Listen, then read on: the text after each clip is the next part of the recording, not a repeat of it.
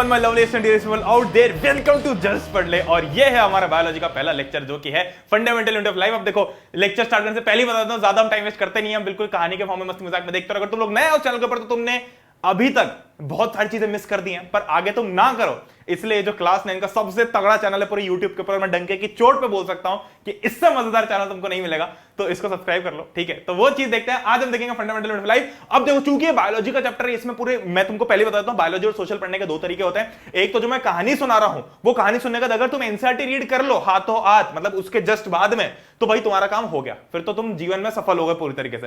पर अगर तुम ऐसा नहीं करते, तुम कहीं ना कहीं कुछ कुछ चीजें भूल जाओगे। अब ऑल्दो ये बायोलॉजी है, बट स्टिल मैं ट्राई करूंगा कि मैं इसको भी कहानी के फॉर्म में बताऊं। तो तुम्हारे जो प्रणय भैया है वो कलाकार आदमी है, हम क्या करते हैं, हम कहानी बहुत अच्छी बना लेते हैं, ठीक है। बचपन से लेकर आज तक टीचर्स को जब हमको थोड़ा सा बोलना होता था कि मैडम ये होमवर्क नहीं हुआ, तो उसके पीछे बढ़िया कहानी बनती थी। हम सजेस्ट करते थे, काउंसलिंग सेशन लेते थे, मैं 4 देता था, 1000 रुपए एक एडवाइस का।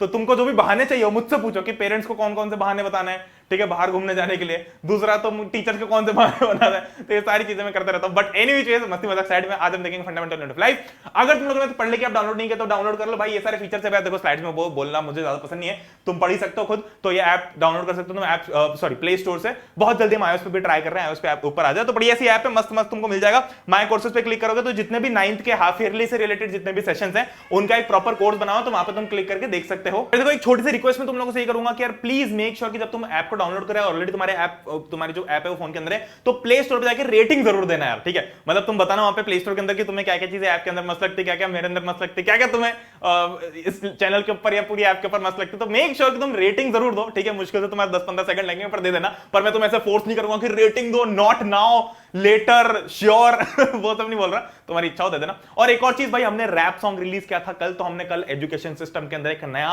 इनपुट डाल दिया है पूरी तरीके से, तो वो एक अलग ही रेवोल्यूशनरी चीज है, तुम जाके डिस्क्रिप्शन में लिंक देख सकते हो। हमने पढ़ ले 10th के ऊपर क्लास 10th का पहला रैप सॉन्ग अपलोड किया, तो रैप के फॉर्म में हम पूरे चैप्टर पढ़ा रहे होंगे, ये हमारा एक आइडिया है। इसको अगर तुम्हारा सपोर्ट मिलता है, बहुत ही तगड़ा वाला सपोर्ट मिलता है, उस वीडियो के अंदर तुम बहुत सारे लाइक्स करते हो, बहुत सारे कमेंट्स करते हो, और इस वीडियो के नीचे डिस्क्रिप्शन में, सॉरी इस वीडियो के नीचे कमेंट्स के अंदर तुम बताते हो कि पहला गाना कौन सा होना चाहिए जो तुम चाहते हो कि इस चैनल के ऊपर आए। यानी कि अगर हम किसी भी चैप्टर का रैप सॉन्ग अपलोड करें 4-5 मिनट के अंदर, पूरे चैप्टर को समाप्त करके एक रैप के फॉर्म में पब्लिश करें, तो तुम्हारे हिसाब से वो गाना कौन सा होना चाहिए नीचे कमेंट्स के अंदर बताओ। ढेर सारे कमेंट्स चाहिए मुझे, एटलीस्ट 1-2 हजार कमेंट्स तो होने चाहिए, और उस वीडियो के ऊपर भी तुम्हारा सपोर्ट चाहिए, क्योंकि देखो ये चीज जो है ये बहुत ही नेक्स्ट लेवल इनपुट्स मांगती है हमारी तरफ से, बहुत एनर्जी, बहुत ही टाइम मांगती है। तो अगर तुम ऐसा कर पाओ, अगर तुम्हें सपोर्ट, अगर तुम जेन्युइनली चाहते हो तो सपोर्ट दो, और फिर हम डेफिनेटली उस चीज को तभी उसी केस में कंटिन्यू कर पाएंगे। तो ये चीज अगर हो जाती है ना पूरी तरीके से, तुम्हारा सपोर्ट होता है और हम लोग भी पूरी मेहनत करते हैं, तो भाई एजुकेशन सिस्टम में इससे बड़ा रेवोल्यूशन शायद ही कभी हुआ होगा, ठीक है। चलो तो ये चीज हो गई, हमारी इधर उधर की बातें होगी। अब हम डायरेक्टली आते हैं चैप्टर के ऊपर जो कि है fundamental unit of life. Basically इस चैप्टर के अंदर हम कहानी देख रहे होंगे किस चीज की, सेल की, ठीक है। अरे आज पेन कहां है, हम कहानी देख रहे होंगे सेल की। चलो फटाफट अब मैं तुम्हें ये भी कहानी के फॉर्म में बताने वाला हूं, ठीक है। अब देखो इस चैप्टर को स्टार्ट करने से पहले कुछ डिस्क्लेमर दे दूं, एनसीईआरटी रीड करना मस्ट है, कुछ चीजें रटना पड़ेगी तो रटना ही पड़ेगी, जितना समझा जा सकता है मैं उससे ज्यादा तुम्हें समझा के दूंगा, इस बात की मैं गारंटी देता हूं। अब हमें क्या करना है, हम बस अब एक सेल के बारे में डिस्कस कर रहे हैं। सेल क्या है बेसिकली भाई, व्हाट आर, हम जितने भी लिविंग ऑर्गेनिजम्स है किससे बने हुए हैं भाई, जितने भी लिविंग ऑर्गेनिजम्स उनका बेसिक स्ट्रक्चरल और फंक्शन यूनिट सेल ही है। इसका मतलब बेसिक मतलब सबसे छोटा, सबसे छोटा, मतलब मेरा जो सबसे छोटा एक कण है वो क्या होगा, सेल, है ना। और मेरा जो स्ट्रक्चरल यूनिट है, मतलब कि ये जो मैं खड़ा हूं ना यहाँ पे, मैं एक प्रणय चौहान बन के यहाँ पे जो खड़ा हूं, मैं एक्चुअली मैं नहीं हूं, मेरे अंदर की बहुत सारी लाखों करोड़ों सेल्स हैं जिन्होंने मिलके जोड़ के मेरा स्ट्रक्चर बनाया है। तो सेल मुझे स्ट्रक्चर दे रही है, हर चीज में सेल्स इन्वॉल्व होती है, ठीक है, पूरी बॉडी में हर एक जगह पे सेल्स है, ठीक है। तो स्ट्रक्चर और फंक्शनल मतलब कि जो मैं चल पा रहा हूं, ठीक है, मैं जो खाना खाता हूं, मैं जो बोल पा रहा हूं, इन सब के पीछे भी सेल्स का ही हाथ है। तो कुल मिला के मुझे बनाने में एक तो मेरे माँ बाप का डेफिनेटली हाथ है, ठीक है, मतलब उन लोगों ने बहुत सपोर्ट किया मुझे, तभी मैं यहां पर हूं तुम लोगों के सामने। पर अगर मैं ऐसे मेरी बायोलॉजिकल टर्म से बात करूं तो मैं जो बना हूं, मैं सेल्स के कारण बना हुआ हूं, ठीक है। चलो जी, ये चीज आगे समझ में। देखो सेल जो है किसने डिस्कवर की थी, रॉबर्ट हुक ने 1665 में। इसके पहले लोगों को पता नहीं था कि सेल्स नाम की कोई चीज होती है, तो लोगों को लगता था कि भाई ये एक आदमी, पूरा आदमी यही है। पर फिर बाद में रॉबर्ट हुक, उन्होंने बोला कि अरे काम करो, इधर थोड़े साइंटिस्ट गिरी दिखाते, थोड़ा माइक्रोस्कोप से देखते हो तो पता, बाप रे बाप, ये तो बहुत सारी छोटी छोटी चीजें मेरे हाथ के अंदर, मतलब मेरा हाथ एक कंप्लीट हाथ नहीं है, इसके अंदर लाखों करोड़ों कुछ छोटी छोटी चीजें। तो ये रॉबर्ट हुक भाई साहब को पता चला कि भाई तुम लोग पागल बन रहे थे, हम नहीं है, ठीक है, जो इतना ईगो है तुम्हारे अंदर, कुछ नहीं हो तुम जो बने हो ना सेल्स के कारण बने हो, तो सेल्स की रिस्पेक्ट करो। वैसे उन्होंने ऐसा नहीं बोला, तो मैं बोल रहा हूं थोड़ा शायराना अंदाज में, ठीक है। तो कुल मिला के इस चैप्टर के अंदर हम सेल्स की फंक्शनिंग देखेंगे कि भाई एक सेल कैसे काम करती है और एक सेल के अंदर क्या क्या होता है। ठीक है, अब चूंकि सेल जो है वो स्ट्रक्चरल और फंक्शनल यूनिट है, तो ऑब्वियसली बात है कि बहुत सारी टाइप्स की सेल्स होती है। भाई जो हमारे पेट के अंदर सेल होती है, स्टमक के अंदर, वो किसका काम कर रही है? डाइजेशन का काम कर रही है। जो लंग्स के अंदर सेल्स होगी वो किसका काम कर रही है? हमारी ब्रीदिंग और रेस्पिरेशन का काम कर रही है। ठीक है, फिर बाकी जो अलग अलग जगह, जैसे हार्ट में सेल्स सेल्स जो है वो किसका काम कर रही है? ब्लड का काम, मतलब ब्लड सर्कुलेट करने का काम कर रही है। तो कुल मिला के एक जो सबसे बेसिक फंडा होता है, मैं तुम्हें बताता हूं पहले, कि जो सेल होती है, बहुत सारी सेल्स मिलके एक टिश्यू बनाते हैं। ठीक है, बहुत सारे टिश्यूज मिलके एक ऑर्गन बनाते हैं, बहुत सारे ऑर्गन मिलके एक ऑर्गन सिस्टम बनाते हैं, और बहुत सारे ऑर्गन सिस्टम मिलके एक ह्यूमन बॉडी बनाते हैं। ठीक है, जैसे कि हार्ट की जो सेल है, जो मेरा हार्ट के अंदर एक छोटी सी सेल है, उस सेल ने मिलकर बहुत सारे टिश्यूज बनाएंगे जो कि सेम टाइप की सेल्स के टिश्यूज बन गए होंगे। फिर इन बहुत सारे सेम टाइप के टिश्यूज ने मिलकर एक ऑर्गन बनाना है, कि सेल ने टिश्यू बनाया, टिश्यू ने फिर ऑर्गन, यानी कि मेरा हार्ट बनाया। तो मेरा हार्ट डायरेक्टली सेल से नहीं बना, पहले सेल से टिश्यूज बने, टिश्यूज से फिर ऑर्गन बना, यानी कि मेरा हार्ट, फिर हार्ट से ऑर्गन सिस्टम बना, यानी कि मेरा पूरा जो भी, जैसे रेस्पिरेटरी सिस्टम हो गया, डाइजेस्टिव सिस्टम हो गया। ठीक है, ये सारे सिस्टम बने, और फिर ऐसे बहुत सारे ऑर्गन सिस्टम मिलके हमें ह्यूमन बॉडी बनी। ठीक है, चलो ये चीज समझ आ गई। अब देखते भैया सेल थ्योरी, कि भैया डायरेक्टली हमको पता चल गया कि सेल ऐसी होती है, नहीं, हम क्या करेंगे, हम सबका दिमाग पढ़ने की कोशिश करते हैं। आ जाओ। ठीक है, तो क्या हुआ कि कुछ लोग आए, कुछ लोगों ने बता दिया कि सेल होती है, कुछ लोगों ने बता दिया कि ऐसी होती वैसी होती, तो कैसी होती है वो हम देखते हैं। तो हम अभी थोड़ी सी लोगों की वो देख लेते हैं। ठीक है, कौन कौन से इंसान, कौन कौन से लोगों ने क्या क्या चीजें इजाद करके दी। सबसे पहले मैथियस श्लेडन 1838, इन्होंने बोला कि भाई all plants are made of cells. पहले तो सेल डिस्कवर कर दी 1665 में रॉबर्ट हुक ने, तब तक भी ये पता नहीं था कि भाई प्लांट्स, एनिमल्स में सेल्स वगैरह कैसे डिवाइडेड है। तो भाई ये भाई साहब आए, इन्होंने बोल दिया कि सारे जो प्लांट्स है वो सेल्स से बने हुए हैं। बहुत बढ़िया। दूसरे भाई साहब आए, शॉन, थियोडोर शॉन, इन्होंने क्या बोला कि all animals are also made of cells. ठीक है, और तीसरे साइंटिस्ट आए रोडोल्फ वर्चू या वर्चो 1855, इन्होंने क्या बोला कि all cells come from pre existing cells. मतलब कि ये दोनों भाई साहब को ऐसा लगा कि सेल जो है वो अपने आप बन रही होती है। अभी तक हमको पता नहीं था कि भाई सेल आ कैसे रही है। तुम सोचो, एक जब बच्चा पैदा होता है तो बच्चा धीरे धीरे करके बड़ा हो जाता है, तो बच्चा जब बड़ा हो तो डेफिनेटली नंबर ऑफ सेल्स बढ़ जाती है। भाई तुम समझो इस बात को, या ऐसे देखो तो लेट्स से जब एक बच्चा भी पैदा हो रहा है, तो बच्चा जब एग्जिस्ट नहीं कर रहा था दुनिया के अंदर, जब वो एक सेल के रूप में था, तो सेल डिवाइड होकर बहुत सारी सेल्स कैसे बनी? ऐसा थोड़ी हुआ होगा कि हम देख रहे हैं अरे सेल बन गई, फिर थोड़ी देर 5 मिनट और रुके एक और सेल बन गई। तो ऐसे हवा में अपने आप तो सेल बन नहीं रही होगी। इन दोनों भाई साहब को ऐसा पता नहीं था अच्छे से कि यार सेल एक्चुअली आ कहां से रही, तो उन्होंने बोल दिया कि यार हो सकता है कि सेल अपने आप ही आ रही हो। ठीक है, पर फिर ये भाई साहब इन्होंने बोला कि भाई सेल जो है वो हवा में नहीं बन रही है। ठीक है, सेल्स जो है वो प्री एग्जिस्टिंग सेल्स डिवाइड होकर आगे और सेल बना रहे हैं। 1 की 2 बनी, 2 की 4 बनी, 4 की 8 बनी। तो इसके पहले हमको ऐसा लगता था कि थोड़ी देर ऐसे बैठे रहो, हाँ भाई और क्या राम, क्या बढ़िया, हाँ सब बढ़िया, चाय वाय पियो यार बढ़िया, ओ देख सेल बन गई। ऐसा तो होता नहीं होगा। ठीक है, तुम मान लो फुटबॉल खेल रहे हो, अरे यार पास दे 1 मिनट रुक जा, एक गेम होल्ड, टाइम से मेरी टाइम से। ठीक है, मेरी कच्ची रोटी, क्या हुआ, कोई पूछ रहा, मतलब कुछ नहीं, वहां पे सेल बन रही है, 5-7 सेल बन रही है, देखो कितनी खूबसूरत लग रही बनते हुए। ऐसा तो होता नहीं होगा। तो ठीक है, मतलब सेल जो है वो डिवाइड होकर बन रही है ना। तो ये भाई साहब ने वो चीज बता दी कि भाई cells come from pre existing cells. ठीक है, तो 3 थ्योरी हमारे पास में निकल गई कि सारे जो लिविंग थिंग्स है वो सेल से ही कंपोज है, सारी, चाहे वो प्लांट हो एनिमल हो, चाहे जो प्लांट है जो खड़ा हुआ है एक जगह पे बेचारा 50 साल 100 साल से 200 साल से एक ही जगह पे खड़ा हुआ है, या फिर एनिमल्स यानी कि हम, मतलब मैं नहीं बोल रहा कि हम सब जानवर हैं, पर हम सब ऐसे बायोलॉजिकल टर्म्स में तो एनिमल्स ही हैं। ठीक है, वैसे भी बहुत सारे लोग होते भी ऐसे ही हैं। ठीक है, तो ये चीज समझ आ गई। दूसरा, cells are the basic structural and functional units, मतलब कि स्ट्रक्चर और फंक्शन दोनों ही सेल्स कर रहे होते हैं।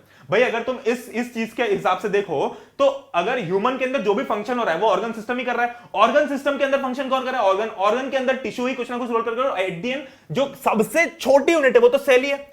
तो सारा जो काम है वो सेल ही कर रही होती है, पर सेल के ग्रुप्स बन जाते हैं, तो हमको लगता है कि कोई दूसरी चीज काम कर रही है, कोई ऑर्गन काम कर रहा है। तो वैसे तो मेरा दिल पंप कर रहा है ना, मतलब हमारा दिल बहुत सारी चीजें कर लेता है, धोखा भी खा जाता है, प्यार भी कर लेता है, पर एट द एंड जो दिल है वो काम क्या कर रहा है? बायोलॉजी की किताब में ये सब चीजें नहीं चलती। बायोलॉजी की किताब में से चलता है कि तुम्हारा जो दिल है वो हार्ट पंप करने का काम कर रहा है। हार्ट पंप नहीं भाई, ब्लड पंप करने का काम कर रहा है। तो ब्लड पंप करना, तो एट द एंड जो हार्ट की जो छोटी सी सेल है उसके अंदर एक क्वालिटी है कि वो ये काम कर पाए, फिर ऐसे ग्रुप बन के फिर ये चीज हो पा रही है। ठीक है, तो अब हम जो सेल है उसको पूरी कंपनी की तरह देखेंगे। कंपनी कैसे, मैं तुम्हें एक बिजनेस पढ़ाता हूं। ठीक है, अब देखो पहले एक चीज पढ़ लो, new cells are produce from existing cells, ये चीज समझ में आ गई। ठीक है, चलो अब फटाफट, अब कुछ बाइफरकेशन से 2-3 फटाफट देख लो। टाइप्स ऑफ ऑर्गेनिजम्स, 2 टाइप के ऑर्गेनिज्म होते हैं, एक होते हैं यूनिसेलुलर और मल्टीसेलुलर। नाम समझ में आ रहा है, यूनि मतलब 1, जो समझ में आ रहा है उसमें टाइम वेस्ट मत करो। मल्टी मतलब बहुत सारे। भाई यूनिसेलुलर वो होते हैं जिनके अंदर सिर्फ एक सेल होती है, क्या मैं यूनिसेल्युलर दिख रहा हूं तुम्हें? क्या तुम्हें लग रहा है कि इतनी बड़ी एक सेल होगी? है ना, नहीं हो सकता ऑब्वियसली, तो मैं मल्टी सेल्युलर हूं, है ना। मैक्सिमम जो हम आसपास देख पाते हैं प्लांट्स, एनिमल्स, ये सब मल्टी सेल्युलर होते हैं। पर कुछ यूनिसेल्युलर भी होते हैं जिनके अंदर सिर्फ एक सेल होती है, जैसे कि बैक्टीरिया, अमीबा, है ना। ये अमोइबा नहीं है, ये अमीबा। ये सब क्या है? जैसे बैक्टीरिया होगा तो छोटे छोटे बैक्टीरिया होते हैं, तो ये सब सिंगल सेल से बने होते हैं, है ना। पर कुछ बैक्टीरिया, कुछ वायरसेस हैं, वो मल्टीपल सेल से ही बने होते हैं। जैसे तुम जब कोविड आ रहा था तो तुमको पढ़ने में आ रहा था ना कि Covid mutation mutation mutation mutation, तो वो अपना फॉर्म चेंज कर रहा था, है ना। तो कुल मिला के वो सब चीजें अलग हो गई। पर यूनिसेल्युलर का मतलब होता है कि जो सिर्फ एक सेल से बने। ऐसे बहुत कम होता है, पर एक सेल से बने हुए बहुत सारे होते हैं। बैक्टीरिया हो गया, अमीबा हो गया। इसका क्या होता है? सिंगल सेल, सारे जो एक ही सेल जो है वो सारे फंक्शंस परफॉर्म करती है। मतलब मूवमेंट, ईटिंग, रिप्रोड्यूस, ये सब एक ही सेल करती है। तुम सोचो, जो मेरे हाथ की एक छोटा सा कण है, वो एक कण से ही बना हुआ एक पूरा ऑर्गेनिज्म भी होता है, जिसको मैं यूनिसेल्युलर बोलता हूं। ठीक है, तो भाई सोचो तुम, दुनिया कितनी खूबसूरत है। बाकी मल्टीसेलुलर तो पता ही है, मल्टीपल सेल से बनते हैं। अलग अलग सेल अलग अलग काम करती है। जैसे कि मेरे जो हार्ट की जो सेल्स है, उसका काम बस ब्लड पंप करना है, तो उसको बोल देंगे कि भाई तू सिर्फ ब्लड ही पंप कर।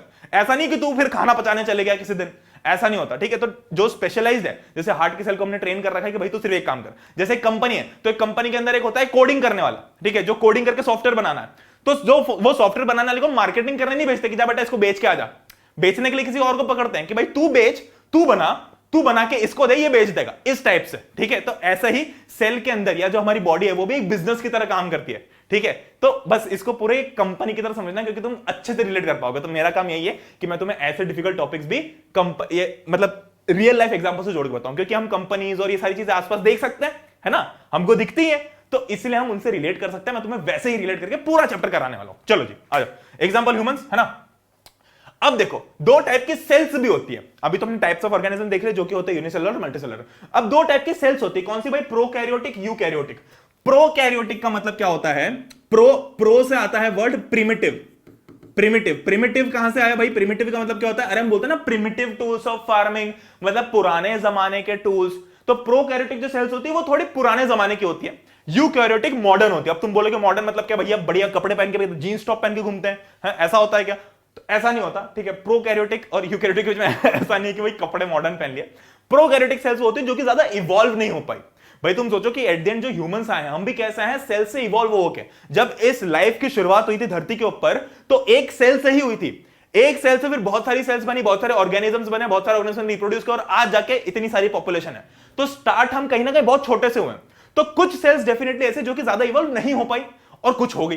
भाई असल जिंदगी में ये होता है ना कि कुछ जो परिवार होते हैं उनमें अगर मान लो कुछ बच्चे अच्छे निकल गए, पढ़े लिखे निकल गए, तो पूरा परिवार का जो इतिहास है बदल देते हैं, आगे चल के बहुत आगे लेके जाते हैं अपने परिवार को। और कुछ ऐसे होते हैं कि भाई सब एक ही जगह पे रह जाते हैं, तो वैसे कैसे रहते हैं, प्रिमिटिव रह जाते हैं, मतलब पुराने टाइप के रह जाते हैं, ज्यादा इवॉल्व नहीं हो पाते।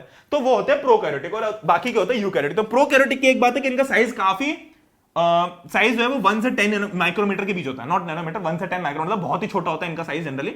और यूकैरियोटिक जो सेल्स होती हैं उनका साइज होता है 5 से 100 माइक्रोमीटर के बीच। ठीक है, इसके अंदर सिर्फ एक ही क्रोमोसोम प्रेजेंट होता है, और इसके अंदर मल्टीपल क्रोमोसोम प्रेजेंट होते हैं। भाई क्रोमोसोम क्या होता है?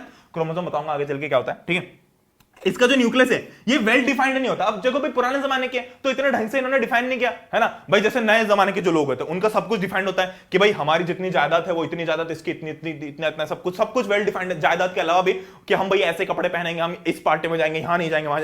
पर प्रिमिटिव जो होते हैं उनके पास में इतना कुछ नहीं होता, वो ज्यादा डिफाइंड नहीं रखते अपनी चीजों को। तो सिमिलरली इसका जो न्यूक्लियस है वो वेल डिफाइंड है। न्यूक्लियस क्या होता है वो मैं तुमको बताऊंगा आगे चल के।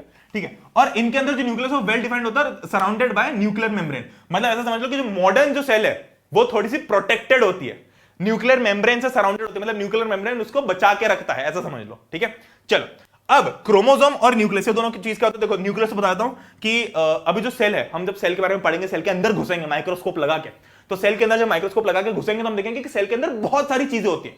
भाई अगर एक सेल को बहुत सारे फंक्शन परफॉर्म करने हैं तो बहुत सारी चीजें भी होंगी उसके अंदर, है ना। जैसे कि भाई कोई ना कोई होगा जो खाना बना रहा होगा, कोई ना कोई होगा जो कि ट्रक लेके ट्रांसपोर्ट कर रहा होगा, कोई ना कोई होगा जो कि लेट्स से कि थोड़ी एनर्जी दे रहा होगा, पेट्रोल पंप होगा। तो ये सारी चीजें एक ही सेल के अंदर भी होती हैं। तुम सोचो भाई सेल जो पहले से खुद ही इतनी छोटी सी है, 5 से 100 माइक्रोमीटर के बीच के एक सेल के अंदर भी इतनी सारी चीजें हैं यार। कितनी खूबसूरत दुनिया है अपनी, है। और हम पता नहीं क्यों रोते रहते हैं। हालांकि ये कोई वैलिड पॉइंट नहीं हुआ मेरा, पर फिर भी ठीक है। तो टाइप्स ऑफ सेल समझाएंगे, यूकैरियोटिक, प्रोकैरियोटिक, है ना। प्रो से ऐसा मत समझना कि प्रो मतलब अरे वाह प्रो वाला, प्रो आईफोन 14 प्रो वाला, वो नहीं। प्रो से प्रिमिटिव याद रखना, और यू से नया। ठीक है, चलो देखो प्रोकैरियोटिक का डायग्राम देख लो, प्रोकैरियोटिक देखो कैसा वेल डिफाइंड सा नहीं है ना, इसमें देखो सारी चीजें होकर बैठी हुई है। पर अगर यूकैरियोटिक सेल मॉडर्न, जो ज्यादा मॉडर्न मतलब ये नहीं कि नई नई मतलब 5-6 साल पहले बनी है, ये भी हजारों लाखों साल पुरानी है, पर जो ज्यादा इवॉल्व हो पाई है, जो ज्यादा अपने अंदर चेंजेस ला पाई है, तो यूकैरियोटिक सेल में क्या होता है, यूकैरियोटिक सेल जो होती है वो बहुत ही वेल डिफाइंड है। देखो तुम देखोगे तो एक प्रॉपर सा प्लाज्मा है, ठीक है, मतलब एक प्रॉपर सराउंडिंग है, फिर इसके अंदर अलग अलग ऑर्गेनेल्स हैं, ठीक है, ये जो सेल के पार्ट्स होते हैं, जो बता रहा था ना कि एक सेल के अंदर बहुत सारे पार्ट्स होते हैं, तो उनको हम ऑर्गेनेल्स बोलते हैं, ठीक है, ऑर्गेनेल्स। तो जैसे सेल के अंदर देखो प्रॉपरली दिख रहा है कि भाई ये चीज अलग है, गोल्गी, ठीक है, फिर माइटोकॉन्ड्रिया, फिर राइबोसोम, फिर न्यूक्लियस, फिर न्यूक्लियोलस, ये सारी चीजें अलग अलग है। तो यूकैरियोटिक के अंदर कितना वेल डिफाइंड है, यहां पर सब ऐसे होकर रखा है, ठीक है। चलो अब ये कुछ डिफरेंसेस दे रखे हैं, तुम इनको पॉज करके रीड कर सकते हो। हालांकि अगर मैं ऐसे बताऊं तो ये एक एक डिफरेंस इतना ज्यादा इंपॉर्टेंट हमारे लिए अभी इसलिए नहीं है क्योंकि इसमें से बहुत सारी चीजें जो थोड़ी हाई लेवल की भी लिखी हुई है, पर फिर भी तुम देख लो कि भाई जैसे न्यूक्लियस है, ठीक है। चलो तो मैं एक एग्जांपल देता हूं यूकैरियोटिक और प्रोकैरियोटिक के बीच में। यूकैरियोटिक जो है वो थोड़ी मॉडर्न है, अभी हमने देख लिया, इसके अंदर बहुत सारे ऑर्गेनेल्स प्रेजेंट होते हैं, है ना, ये वेल डिफाइंड, मतलब हर एक ऑर्गेनेल का अपना एक फंक्शन होता है, मतलब एक सेल जिसका खुद का एक यूनिक फंक्शन है, उसके अंदर भी जो पार्टिकल्स हैं, उसके अंदर भी जो ऑर्गेनेल्स हैं, उसके जो पार्ट्स हैं, उनके भी स्पेसिफाइड फंक्शंस होते हैं। तो अभी हम क्या, मैं बोल रहा था कि हम एक सेल को एक कंपनी की तरह ट्रीट करेंगे कि सेल के अंदर बहुत सारे अलग अलग चीजें होती है। तो सिमिलरली जैसे न्यूक्लियस है, तो न्यूक्लियस को हम बोलते हैं ब्रेन, मतलब न्यूक्लियस सब कुछ कंट्रोल करता है, ठीक है।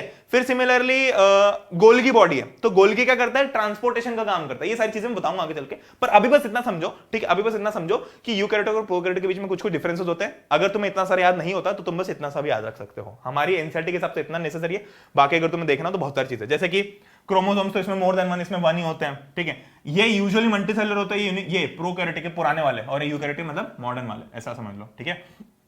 चलो अब आते हैं भाई, हमें इस चैप्टर के अंदर मेनली पढ़ना है यूकैरियोटिक सेल, ठीक है। हमें प्रोकैरियोटिक है, रात गई बात गई, वो पढ़ के क्या करेंगे, नई बात पढ़ो, यूकैरियोटिक सेल के बारे में पढ़ेंगे। तो यूकैरियोटिक सेल अब होती है मेनली दो टाइप की। तो अभी तक हमने क्या क्या टाइप्स देख लिए, अभी तक हमने देख लिया है टाइप्स ऑफ ऑर्गेनिजम्स, कौन से, यूनिसेलुलर, मल्टीसेलुलर। फिर हमने देखा types of cells, eukaryotic, prokaryotic. फिर हमने देखा टाइप्स ऑफ यूकैरियोटिक सेल्स। अब हम आ गए यूकैरियोटिक सेल्स पे। अब इससे ज्यादा हम टाइप्स नहीं देखने वाले, ठीक है, ये आखिरी टाइप है।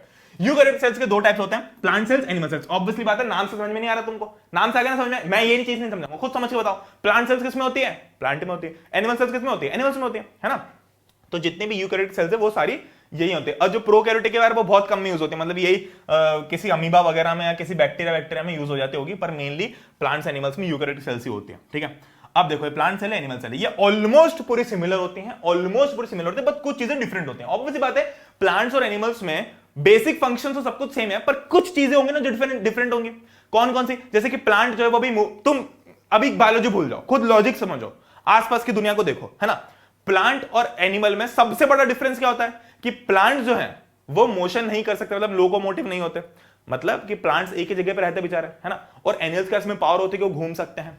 दूसरा, प्लांट्स को हम खाना नहीं देते जाके, जैसे कि हम गाय को रोटी खिला देते हैं, ठीक है, अपने पेट डॉग को कुछ पेडिग्री खिला देते हैं, और हम खुद कुछ खाना खा लेते हैं, पनीर टिक्का मसाला, वैसा प्लांट के साथ नहीं होता। प्लांट अपना कोई पनीर टिक्का मसाला, बिरयानी ये सब नहीं बनाता है ना, उसको कोई लाके नहीं देता कि लो भैया प्लांट खा लो।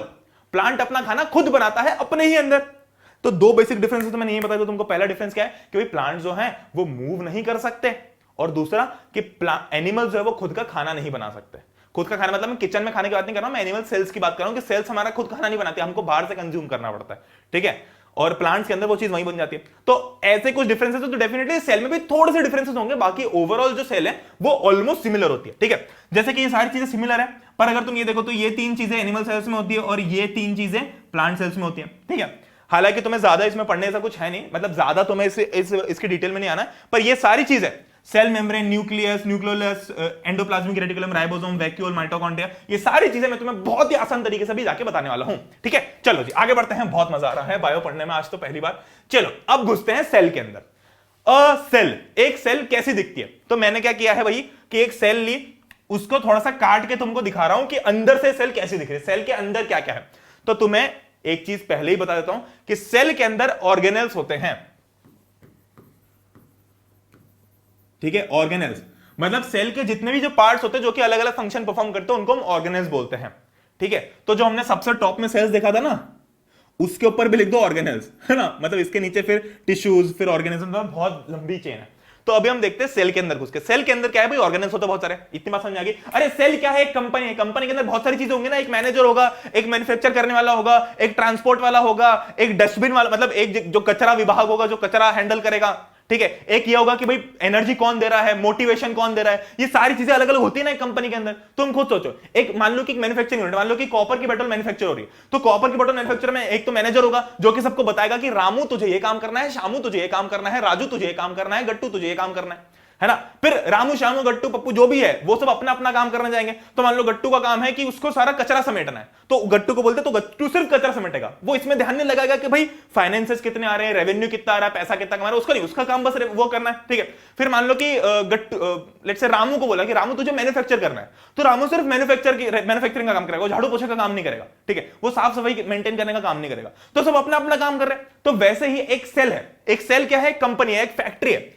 इस फैक्ट्री के अंदर या इस कंपनी के अंदर जो न्यूक्लियस है वो दिमाग हो गया, मतलब न्यूक्लियस जो वो मैनेजर हो गया, ये सबको बताएगा कि भाई तू ये कर, तू ये कर, तू ये कर, तू ये कर, मतलब ये ब्रेन है, सारा दिमाग यहां पे लग रहा है, ठीक है। अब फिर अलग अलग ऑर्गेनल्स अपना अलग अलग काम करते हैं। जैसे एंडोप्लाज्मिक रेटिकुलम एक ऑर्गेनल है, जैसे गट्टू नाम बताया मैंने, तो गट्टू मान लो कि कोई लाइसोसोम हो गया, ठीक है। वैसे ही अब देखो नाम थोड़े डिफिकल्ट है पर तुम इनको समझो इजीली। मिस्टर न्यूक्लियस बोल दो, मिस्टर एंडोप्लाज्मिक रेटिकुलम बोल दो, मिस्टर लाइसोसोम बोल दो, सबके आगे मिस्टर लगा दो, मिस्टर या मिस या मिसेस जो भी तुमको लगाना हो, ठीक है। तो ऐसा तुम लगा दो तो तुम समझ अच्छे से पाओगे, तुम इंटरेस्ट लेके समझोगे, ठीक है।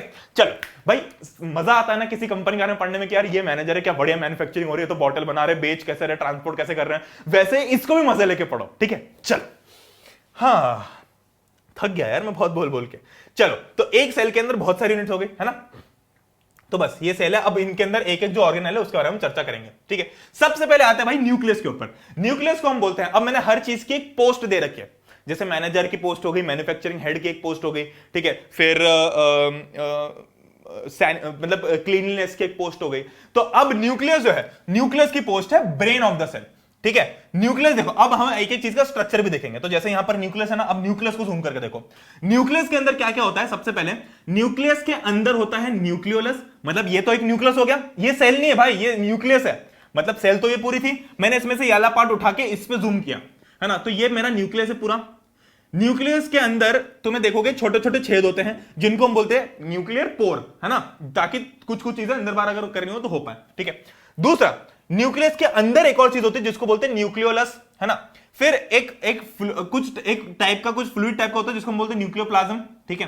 फ्लूइड तो नहीं एग्जैक्टली, पर एक ऐसी कवरिंग होती है। हालांकि देखो इसमें तुम्हें ज्यादा डिटेल में नहीं जाना, जो मैंने यहां बता रखा है ना वो ज्यादा इंपॉर्टेंट है तुम्हारे लिए, क्योंकि तुम्हारे एनसीईआरटी से निकला हुआ है। ये तो डायग्राम जो है जो बहुत सारे इंटरनेट के ऊपर अवेलेबल है, उनमें बहुत सारी चीजें भी होती है, तो 11th 12th में तुम पढ़ रहोगे, बायोलॉजी लोगे तो, ठीक है, मैंने तो नहीं ली थी, ठीक है। फिर एक होता है न्यूक्लियर एनवेलप जो कि ऐसी कवरिंग टाइप का कर रहा है।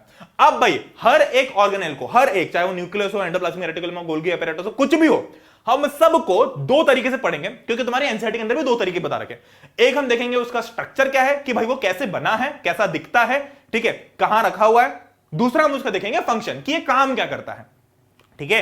तो पहले हम देखेंगे कि भाई रामू जो है, जो हमारा मान लो कि मैन्युफैक्चरिंग हेड है, उसका वजन कितना है, उसकी बॉडी कैसी है, उसके कितने सिक्स पैक एब्स है कि नहीं है, ठीक है, बॉडी बिल्डर है कि नहीं, वो चीज देख लेंगे तो उसका स्ट्रक्चर पता चल गया। दूसरा इसका फंक्शन क्या है, ये काम क्या कर रहा है कंपनी के अंदर, वो चीज देखेंगे, ठीक है। चलो, तो स्ट्रक्चर देख लो। स्ट्रक्चर इसका कुछ नहीं है, स्ट्रक्चर इसका बस डबल मेम्ब्रेन है। डबल मेम्ब्रेन मतलब इसमें दो मेम्ब्रेन होती है, तो न्यूक्लियर एनवेलप यहां पर है, मतलब न्यूक्लियर एनवेलप की तरह दो मेम्ब्रेन इसमें होती है। मेम्ब्रेन मतलब यार थोड़ी एक बाउंड्री टाइप की चीज जो कि सेपरेट करती है उसको अलग चीज से, तो डबल मेम्ब्रेन स्ट्रक्चर होता है, तो दो मेम्ब्रेन से बना हुआ होता है, ठीक है, दो मेम्ब्रेन के अंदर ही होता है। तो मेनली स्ट्रक्चर तो इतना नहीं। फंक्शन के अंदर क्या है, फंक्शन तो भाई इसका सबसे पहला कंट्रोल सेंटर ऑफ सेल है। दूसरा ये डीएनए स्टोर करता है, आरएनए और प्रोटीन मैन्युफैक्चर करता है, और राइबोसोम्स भी यही बनाता है। राइबोसोम्स कहां, यहां पर न्यूक्लियोलस के अंदर, ठीक है। तो राइबोसोम्स क्या होता है वो मैं तुमको बताऊंगा, राइबोसोम्स आगे चल के हमें काम में आएंगे।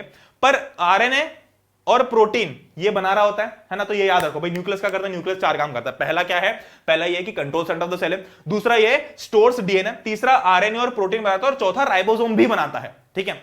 अब स्टोर्स डीएनए, डीएनए क्या होता है, डीएनए तुमने सुना होगा ना, अरे भाई डीएनए पता होगा ना, हम बोलते हैं ना वो सीआईडी में आता है कि डीएनए मैच करके देखो किसका बच्चा है, तो डीएनए से हमें पता चल जाता है कि बच्चा किसका है।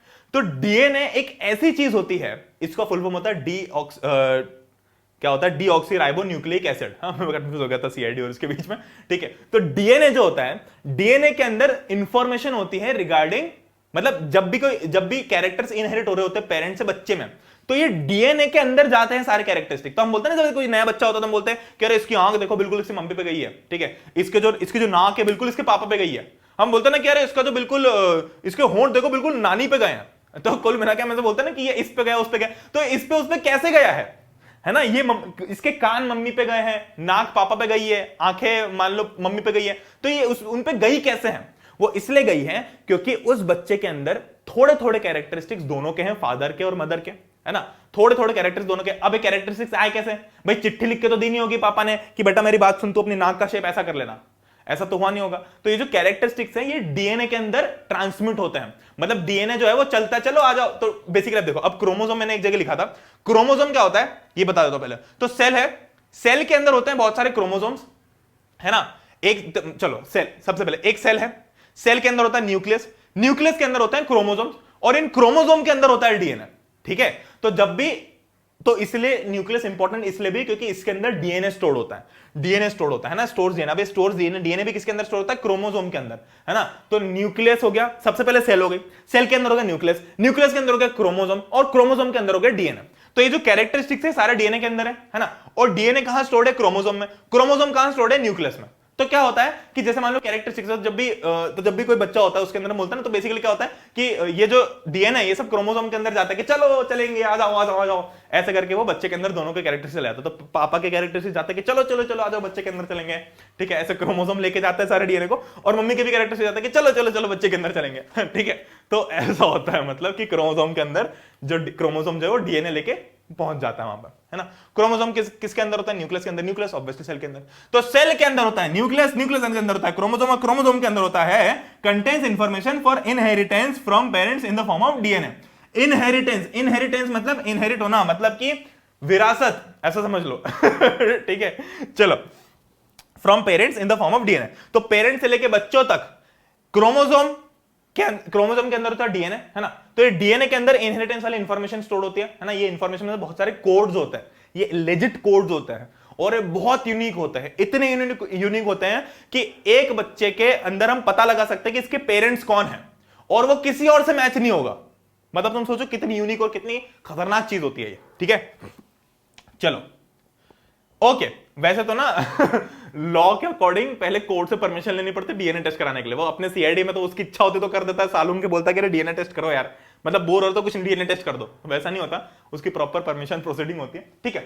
चलो, अगला जो कंपोनेंट है सेल का वो है सेल वॉल। नाम से समझ जाओ, सेल वॉल।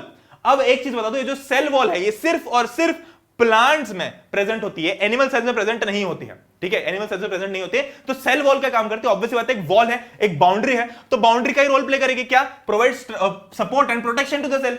भाई सेल को प्रोटेक्शन कौन देगा? सपोर्ट कौन देगा? ये सेल वॉल ही देगी। और ऐसे ही बहुत सारी सेल्स जब मिलकर खड़ी होती हैं तब जाके एक ट्री जो है वो स्ट्रांग होगा। भाई एट द एंड अब तुम सब चीजों को एज अ होल देखना बंद कर दो, तुम भूल जाओगे एक ट्री भी कुछ होता है, या मैं एक ह्यूमन भी कुछ होता है, एक डॉग या फिर एक काऊ कुछ होता है। तुम बस ये देखो कि वो बहुत सारी सेल्स से मिलकर बना हुआ एक ऑर्गेनिज्म है। तो अगर मैं पेड़ की बात करूं तो पेड़ के पास में इतनी कैपेबिलिटी है नहीं कि वो खुद की रक्षा करने के लिए इधर उधर मूव कर पाए, है ना। ऐसा तो नहीं है, हमारे पास में है तो हमको सेल वॉल की जरूरत नहीं है, क्योंकि हम खुद मूव करके अपना प्रोटेक्शन कर सकते हैं। पर वो प्लांट नहीं कर सकता, इसलिए भगवान ने उसको सेल वॉल दी, या फिर इसलिए बायोलॉजी ने या नेचर ने उसको सेल वॉल दी, ठीक है। सेल वॉल क्या करता है? सपोर्ट और प्रोटेक्शन देता है सेल को। दूसरा, lies outside the cell membrane. तो देखो, मैंने हर जगह पर, तुम बोलोगे भैया हर जगह डायग्राम अलग अलग है, तो देखो डायग्राम सेल के बहुत सारे, इंटरनेट के ऊपर तुम्हें हजारों तरह के अलग अलग डायग्राम्स मिलेंगे। तो मैंने वो डायग्राम्स यूज किए यहां पर पर्टिकुलरली जो कि इस पर्टिकुलर टॉपिक के लिए सबसे अच्छा हो। जैसे सेल वॉल के लिए मैंने अलग डायग्राम यूज किया क्योंकि इसमें अच्छे समझ पाओगे तुम, है ना। देखो अब ये तुम्हें एक ग्राउंड जैसा दिख रहा है, एक ग्राउंड जैसा दिख रहा है, इसके अंदर बहुत सारे लोग ही तो अपना अपना काम कर रहे हैं, है ना। भाई कंपनी है तो फैक्ट्री है, तो फैक्ट्री जैसे दिख रहा है, मान लो कि मैन्युफैक्चर हो रहा है यहाँ पे, या फिर ट्रांसपोर्ट करने वाला है, या फिर कुछ दूसरा ऑफिस बना हुआ है। तो अब अगर तुम फैक्ट्री के अंदर देखो तो फैक्ट्री के अंदर ये जो अंदर की एक लेयर दिख रही है ग्रीन कलर की, ये क्या है? ये है सेल मेम्ब्रेन, ठीक है। ये क्या है? सेल मेम्ब्रेन, ठीक है। तो यहां तक तो हमारे एनिमल सेल में भी होता है, सेल मेम्ब्रेन तो एनिमल सेल में भी होता है। पर प्लांट सेल के अंदर एक और चीज होती है जो कि होती है सेल वॉल। मतलब तुम्हारी जो फैक्ट्री है उसकी तुमने पहले तो एक बाउंड्री बना दी, और फिर तुमको लगा कि यार फैक्ट्री को थोड़े और प्रोटेक्शन की जरूरत है, तो तुमने वो 440 वोल्ट के करंट वाली फेंसिंग लगा दी, ठीक है। तो सेल वॉल वही है, मतलब एक्स्ट्रा सपोर्ट और एक्स्ट्रा प्रोटेक्शन देने के लिए कंपनी को, ठीक है। बाकी सेल मेम्ब्रेन तक तो भाई हमारा एनिमल सेल्स में भी है, पर चूंकि प्लांट्स को एक्स्ट्रा केयर की जरूरत है क्योंकि वो मूव नहीं हो सकते खुद की रक्षा करने के लिए, तो एक और बढ़िया 440 वोल्ट का हमने फेंसिंग लगा दिया। अब एग्जाम के अंदर लिख के मत आ जाना कि 440 वोल्ट की फेंसिंग है, मैं तो बस एग्जांपल तुम्हें समझाने के लिए बता रहा हूं, एग्जाम में ये चीज लिख के मत आना, ठीक है। चलो, तो कुल मिला के अभी तक क्या देख लिया कि भाई सेल जो होती है, सेल वॉल जो होती है वो सिर्फ प्लांट सेल्स में होती है, सेल मेम्ब्रेन की भी बाहर एक आउटर लेयरिंग होती है, वो होती है, इसका फंक्शन क्या है, सपोर्ट और प्रोटेक्शन देना। अब देखते हैं सेल मेम्ब्रेन क्या है। सेल मेम्ब्रेन दोनों में होती है, एनिमल सेल्स और प्लांट सेल्स। सेल मेम्ब्रेन क्या काम करती है, ये फिजिकल बैरियर है, और दूसरी चीज ये सेपरेट करने का काम करती है। भाई ऑब्वियस बात है कि तुम्हारी मान लो कि एक कंपनी है, ऐसे मान लो 10 कंपनीज एक साथ है ना, तो तुम चाहोगे ना कि भाई तुम्हारी कंपनी सेपरेटेड रहे उससे, है ना। भाई एक सेल और दूसरी सेल के बीच में कुछ ना कुछ सेपरेशन तो होना चाहिए, कुछ ना कुछ बाउंड्री तो होनी चाहिए, वरना तो मिक्स ही हो जाएंगे एक दूसरे में, फिर तो पागल हो जाएंगे, अरे कौन सी सेल क्या काम कर रही थी, है ना। सब सेल इंडिविजुअल अपना अपना काम कर रही है, तो उनमें कुछ ना कुछ तो बाउंड्री होनी चाहिए। तो सेल मेम्ब्रेन जो काम करती है वो एक फिजिकल बैरियर है, पहली बात। तो दूसरा, फिजिकल बैरियर मतलब कि एक तरीके से बाउंड्री है, सेपरेट्स इंटरनल फ्रॉम एक्सटर्नल, मतलब सेल के अंदर का जो माहौल है उसको बाहर के माहौल से सेपरेट करके रखता है, कि मान लो बाहर कुछ भी उल्टी सीधी चीज हो रही तो अंदर नहीं होनी चाहिए, है ना, या अंदर कुछ भी उल्टी सीधी चीज हो रही है तो दूसरी सेल को अफेक्ट नहीं होना चाहिए इससे, ठीक है। तो सेल मेम्ब्रेन जो है वो एक तरीके से सेल को सेपरेट रखती है ना। इसके अंदर होती है सिलेक्टिव परमिएबिलिटी। अब ये क्या बताता हूं, सिलेक्टिव परमिएबिलिटी, परमिएबल का मतलब क्या होता है, देखो अच्छा, सिलेक्टिव परमिएबिलिटी का मतलब बताता हूं। जैसे हमारा घर है, तो हमारे घर में बाउंड्री वॉल है ना, और एक गेट है, तो क्यों बनाते हैं हम घर को ऐसा कि भाई ये गेट लगाओ ताकि चोर वगैरह घर के अंदर ना घुस पाए। पर क्या इसका मतलब ये होता है कि कोई भी ना घुस पाए? नहीं, ऐसा नहीं होता। हमारे जो पहचान वाले, हमारे जो दोस्त रिश्तेदार हैं उनको माने देते हैं, पर चोर लोगों को या फिर जो ज्यादा परेशान कर रहे हो तो उनको गेट से भगा देते हैं, है ना। तो कुल मिला के हमारी जो बाउंड्री है, जो हमारे घर का मेम्ब्रेन है, उसको हमने ऐसा बना रखा है कि उसके अंदर सिलेक्टिव परमिएबिलिटी हो। परमिएबिलिटी मतलब आवागमन, आना जाना, परमिएबिलिटी मतलब आना जाना। तो सिलेक्टिव मतलब हम सिलेक्ट कर पाए कि किसका आना जाना पॉसिबल है और किसका आना जाना पॉसिबल नहीं है। तो हम चोर लोगों को आने नहीं देते, और हम जो हमारे रिश्तेदार होते हैं, दोस्त होते हैं, उन सबको आने देते हैं। तो हमारी जो मेम्ब्रेन है, ये जो हमारे जो घर की बाउंड्री है, वो इस तरीके से डिजाइन नहीं कि भाई कोई भी नहीं आ पाए, फिर तो हमारे पहचान के लोग भी नहीं आ पाते, और ना ही इस तरीके से डिजाइन नहीं कि बाउंड्री नहीं, जिसको आना वो आ जाओ, तो फिर तो चोर भी आ जाते हैं, है ना। तो हमने बहुत ही स्मार्टली डिजाइन किया। तो सिमिलरली सेल के अंदर क्या होता है, जो सेल मेम्ब्रेन है उसमें सिलेक्टिव परमिएबिलिटी, मतलब उसकी जो उसको लगता है कि ठीक है अंदर आना, कि हाँ भाई तू अंदर आ जा, उसी को ही अंदर आने देगा, और जो फालतू की चीजें उनको अंदर नहीं आने देगा। सिमिलरली अगर किसी को बाहर भी जाना है तो भी वो जो जिन चीजों को बाहर जाने की जरूरत है सिर्फ उनको जाने देगा, ठीक है। चलो, तो इसका स्ट्रक्चर कैसा होता है, सेमी परमेबल। सेमी परमेबल मतलब यही कि सिलेक्टिव परमिएबिलिटी, मतलब पूरी तरीके से परमिएबल भी नहीं है और पूरी तरीके से नॉन परमिएबल भी नहीं है, सेमी परमिएबल है। तो इसका स्ट्रक्चर ऐसा होता है। फंक्शन हमने देख लिया, इसका फंक्शन क्या होता है, ठीक है। चलो, अब देखते हैं भाई सेमी परमिएबल मेम्ब्रेन, ये जो एसपीएम है, इसकी थोड़ी चर्चा करते हैं कि भाई ये कैसे क्या काम करता है ना। अभी तक तो हमने देख लिया भाई सेल मेम्ब्रेन जो होता है वो सेमी परमिएबल होता है। अभी हम देख रहे हैं कि भाई जितने भी सेमी परमिएबल मेम्ब्रेन्स होते हैं दुनिया के अंदर, बहुत सारे टाइप के बहुत सारे होते हैं। ये तो सेल मेम्ब्रेन के अंदर एक है ना। मतलब सेमी परमिएबल मेम्ब्रेन क्या है, एक टाइप का मेम्ब्रेन है जो हमारी सेल में प्रेजेंट होता है। पर ये सेमी परमिएबल मेम्ब्रेन और भी बहुत सारी जगह हो सकता है ना भाई। केमिस्ट्री के अंदर में हम यूज करते हैं, कुछ पेपर्स वगैरह भी होते हैं जो हम यूज करते हैं, तो ऐसे बहुत सारे होते हैं। तो हम देखते हैं कि सेमी परमिएबल मेम्ब्रेन होता क्या है। It allows movement of only some particles, ठीक है, movement of only some particles, मतलब कुछ ही पार्टिकल्स हैं जो मूवमेंट कर सकते हैं। अब ये मूवमेंट कैसा होगा भैया, ये मूवमेंट कैसा होगा, मतलब पार्टिकल्स अंदर से बाहर जाएंगे कि बाहर से अंदर आएंगे, है ना। भाई आपने बोल दिया भैया कि भाई जो हमारी सेल है, जो सेल मेम्ब्रेन है वो एसपीएम होता है, यानी कि सेमी परमेबल मेम्ब्रेन है, ये सिलेक्टिव परमेबिलिटी होती है। तो इसके अंदर चीजें अंदर से बाहर जाएंगी कि बाहर से अंदर आएंगी, तो वो चीज डिपेंड करती है कॉन्सेंट्रेशन पे। तो मूवमेंट हमेशा होता है from higher concentration to lower concentration. इसका मतलब मान लो जैसे सेमी परमेबल मेम्ब्रेन है ना, अब इसके इधर उधर चीजें कुछ चीजें जा सकती, कुछ नहीं जा सकती, ठीक है। तो भाई सामान इधर से इधर जाएगा कि इधर से इधर जाएगा, वो डिपेंड करता है कि दोनों साइड में वो कैसा है, क्या कैसा है, कॉन्सेंट्रेशन। तो मान लो कि मैं एक बॉक्स लेता हूं, है ना, एक बॉक्स लेता हूं और इस बॉक्स के बीच में एक सेमी परमेबल मेम्ब्रेन डाल देता हूं। मतलब मैंने इस बॉक्स को दो हिस्सों में डिवाइड कर दिया, ठीक है। अब मान लो इस साइड 1 लीटर पानी है और इस साइड भी 1 लीटर पानी है, तो भाई इधर भी 1 लीटर पानी, इधर भी 1 लीटर पानी, दोनों में जगह एक्जैक्टली सेम है, तो भाई कोई मूवमेंट नहीं होगा। ये सेमी परमेबल मेम्ब्रेन कि भाई मूव करके करोगे भी क्या, एक्जैक्टली सेम चीज है दोनों साइड में, क्या ही मूव कर लोगे, ठीक है। पर अगर मैं ऐसा करता हूं कि यहां पर मैं एक स्पून सॉल्ट ऐड कर देता हूं, मतलब 1 चम्मच नमक डाल देता हूं, और इधर मैं 10 चम्मच नमक डाल देता हूं, तो इस केस में अगर तुम देखो तो पूरे सॉल्यूशन का कॉन्सेंट्रेशन कहां ज्यादा होगा, बिल्कुल कंफ्यूज मत होना। यहां से जो मैं आने वाली चीज बोल रहा हूं, हाय मैं तुम्हें देखो, मैं तुम्हारे दिल की भावना पहले समझ जाता हूं, पहले समझ जाऊंगा, मैं पहले ही समझ रहा हूं कि तुम यहां से जो आने वाले 5-7 मिनट सुनने वाले हो उनमें तुम कंफ्यूज हो गए, तो ये 5-7 मिनट वही हाथों हाथ रिपीट करके देख लेना जब तक क्लियर ना हो, ठीक है। ये डिस्क्लेमर मैंने तुमको पहले दे दिया कि ये जो 5-7 मिनट का आने वाला पोर्शन है तुम्हें बार बार रिपीट करके देखना पड़ सकता है, पर देख जरूर लेना, ठीक है। चलो अब भाई सॉल्यूशन का कॉन्सेंट्रेशन कहां ज्यादा है? ऑब्वियसली ये वाली जगह पे ज्यादा है ना? भाई मेरी बात सुनो कि 1 लीटर, अब देखो इसी का उल्टा सिनेरियो कि 1 लीटर पानी के अंदर मैंने एक चम्मच सॉल्ट डाली और 10 लीटर पानी के अंदर भी मैंने 1 स्पून सॉल्ट डाली, तो तुम बताओ कि अभी इस केस में कॉन्सेंट्रेशन किसका ज्यादा है? भाई ये वाले केस का कॉन्सेंट्रेशन ज्यादा है कि वाले केस का कॉन्सेंट्रेशन ज्यादा है? तुम बोलोगे कि भैया इसमें क्वांटिटी ज्यादा 10 लीटर, पर मेरी बात सुनो, कॉन्सेंट्रेशन क्या होता है? गाढ़ापन। कॉन्सेंट्रेशन का मतलब ये होता है कि एक पर्टिकुलर जगह में कितनी ज्यादा सॉल्यूट एडेड है, मतलब सॉल्वेंट के अंदर कितना सॉल्यूट एडेड है। सॉल्वेंट क्या होता है? जैसे पानी हो गया तो पानी एक सॉल्वेंट है जो अपने अंदर चीजों को घोल रहा होता है, और सॉल्यूट क्या होता है? जैसे शक्कर हो गया, नमक हो गया, तो ये क्या है? जो घुल रहे होते हैं खुद। ठीक है, तो कॉन्सेंट्रेशन का मतलब ये होता है कि एक अमाउंट ऑफ सॉल्वेंट में कितना ज्यादा सॉल्यूट है। तो अगर सॉल्यूट ज्यादा है तो कॉन्सेंट्रेशन ज्यादा है, और अगर सॉल्वेंट ज्यादा है तो कॉन्सेंट्रेशन कम है। तो सिमिलरली इस हिसाब से अगर मैं देखूं तो इस केस का कॉन्सेंट्रेशन ज्यादा होगा। क्यों? क्योंकि दोनों में ही 1 चम्मच शक्कर है, सॉरी दोनों में ही 1 चम्मच नमक है, जो भी है, पर इसके अंदर कम पानी में इतनी नमक है, तो ऑब्वियसली बात है ज्यादा हमें खारा लगेगा या ज्यादा मीठा लगेगा। सिमिलरली ये हमें इतना फर्क इसमें पता नहीं चलेगा। क्यों? क्योंकि 10 लीटर के अंदर 1 चम्मच डालोगे तो क्या ही पता चलेगा, तो इसलिए इसका कॉन्सेंट्रेशन कम है। ठीक है, तो इस सॉल्यूशन का कॉन्सेंट्रेशन ज्यादा है, इस सॉल्यूशन का कॉन्सेंट्रेशन कम है। सिमिलरली अब देखो इस केस में दोनों ही साइड में 1-1 लीटर है, पर हमने 1 चम्मच शक्कर डाली और इधर 10 चम्मच शक्कर डाली, तो ऑब्वियसली बात है 10 चम्मच वाले का कॉन्सेंट्रेशन ज्यादा होगा, है ना? क्योंकि सेम अमाउंट ऑफ सॉल्वेंट यानी कि 1-1 लीटर के अंदर ही हमने डिफरेंट अमाउंट ऑफ सॉल्यूट डाल रखा है। ठीक है, चलो, तो अब ये चीज समझ आ गई कि भाई ओवरऑल कॉन्सेंट्रेशन ऑफ सॉल्यूशन इसका ज्यादा है। ठीक है, पर अब यहां तक तो सब समझ जाते हैं, पर अब कंफ्यूज होते हैं कि भैया high concentration to low concentration मतलब क्या चीज है? इधर हाई से इधर लो में मूव होंगे?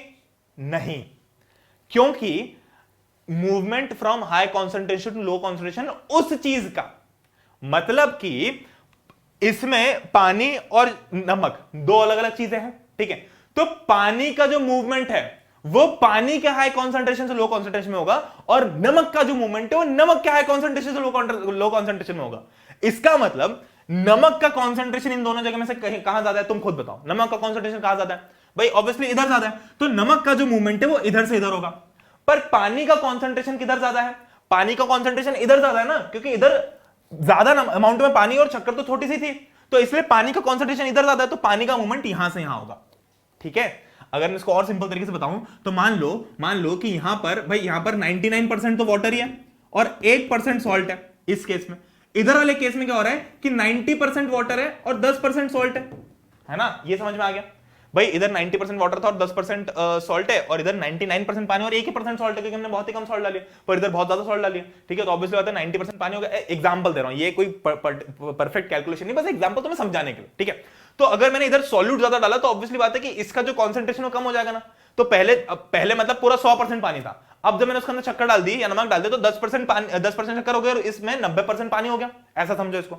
वैसा भली केमिस्ट्री के टर्म्स में नहीं बता रहा हूं, पर समझ में आ रहा है इतना? ठीक है, तो इससे हमें क्या पता चला कि भाई इधर 10% शक्कर है या इधर 10% नमक है और इधर 1% नमक है, तो इसका मतलब नमक का कॉन्सेंट्रेशन यहां ज्यादा है, तो हाई कॉन्सेंट्रेशन से लो कॉन्सेंट्रेशन में जा रही होती चीज। तो हमेशा इसमें भी दानवीर बन रहे होते हैं, मतलब अगर मेरे पास ज्यादा है कुछ तो मैं तुझे दे दूंगा, तो इधर वाले केस में इसके पास ज्यादा सॉल्ट है, सॉल्ट का कॉन्सेंट्रेशन इसका ज्यादा है, तो ये थोड़ा सा इसको दे देगा, तो इसलिए movement will be in this side. दूसरा सिनेरियो, पानी का क्या होगा? तो भैया पानी इधर 99% है, अभी भी इधर 99% है और इधर बेचारा 90% ही बचा है, तो पानी किधर ज्यादा है? पानी के मात्रा की बात नहीं कर रहा हूं भाई मैं, मतलब समझो इस बात को, मैं 1 लीटर 2 लीटर 10 लीटर इसकी बात नहीं कर रहा हूं, मैं कॉन्सेंट्रेशन की बात कर रहा हूं।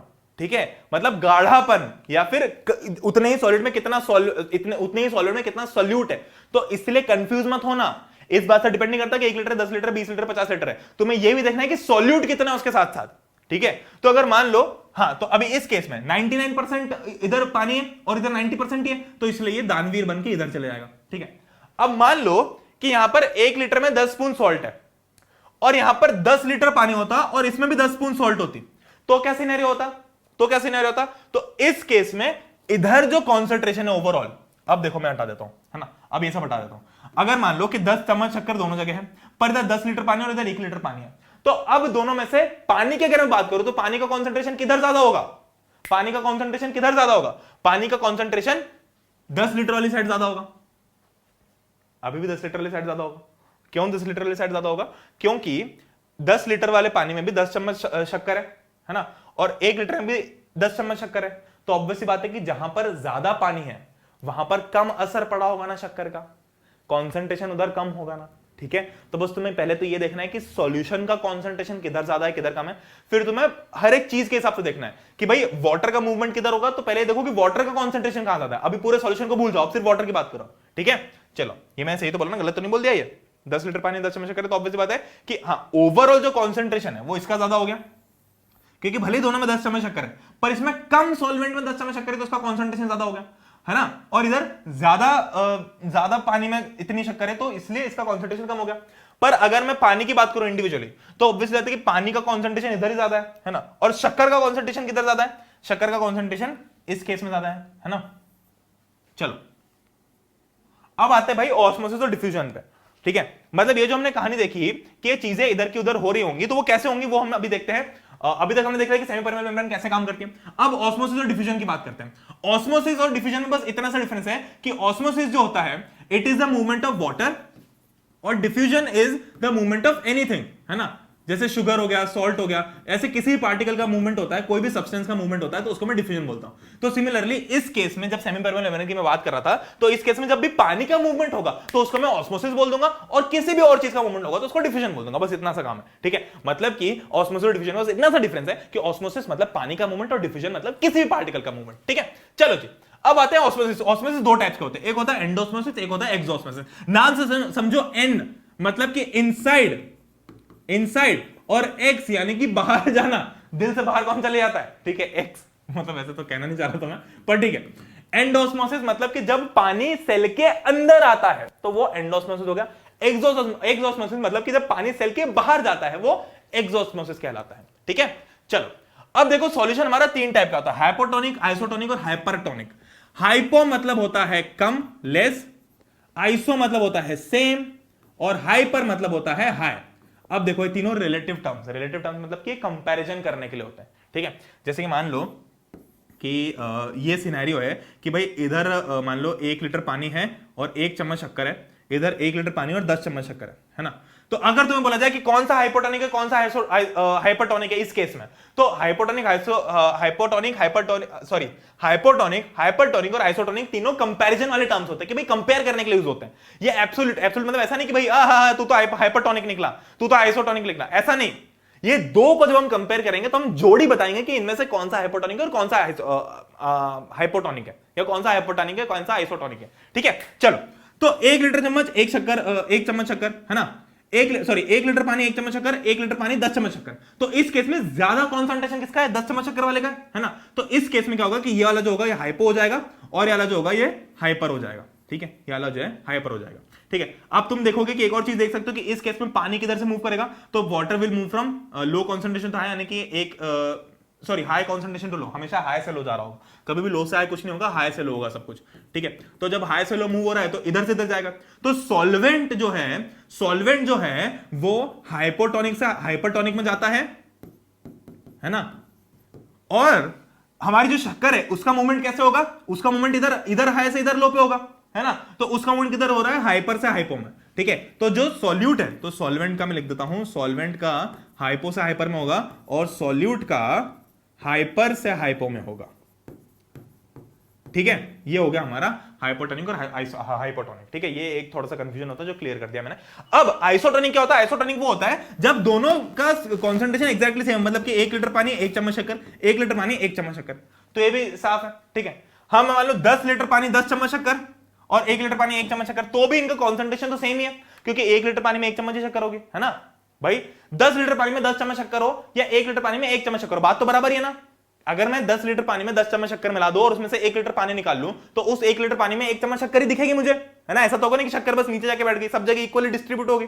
ठीक है, तो इन दोनों का कॉन्सेंट्रेशन भी सेम है। ठीक है, तो ऐसे सॉल्यूशंस को बोलते हैं these both are isotonic solutions. ठीक है, चलो अब वापस आया था सेल ऑर्गेनेल्स के ऊपर। तो भाई साइटोप्लाज्म क्या होता है? साइटोप्लाज्म क्या होता है? देखो जितने भी ऑर्गेनेल्स है सेल के अंदर, वो ऑब्वियसली बात है कि ऐसे कील से ठुके हुए तो है नहीं, है ना। ऐसा तो है नहीं कि भाई इनके अंदर कुछ तो नहीं चाहिए, हवा होगी या वाटर होगा, कुछ तो होगा। तो साइटोप्लाज्म क्या होता है? साइटोप्लाज्म इज अ फ्लूइड मतलब कि लिक्विड और गैस।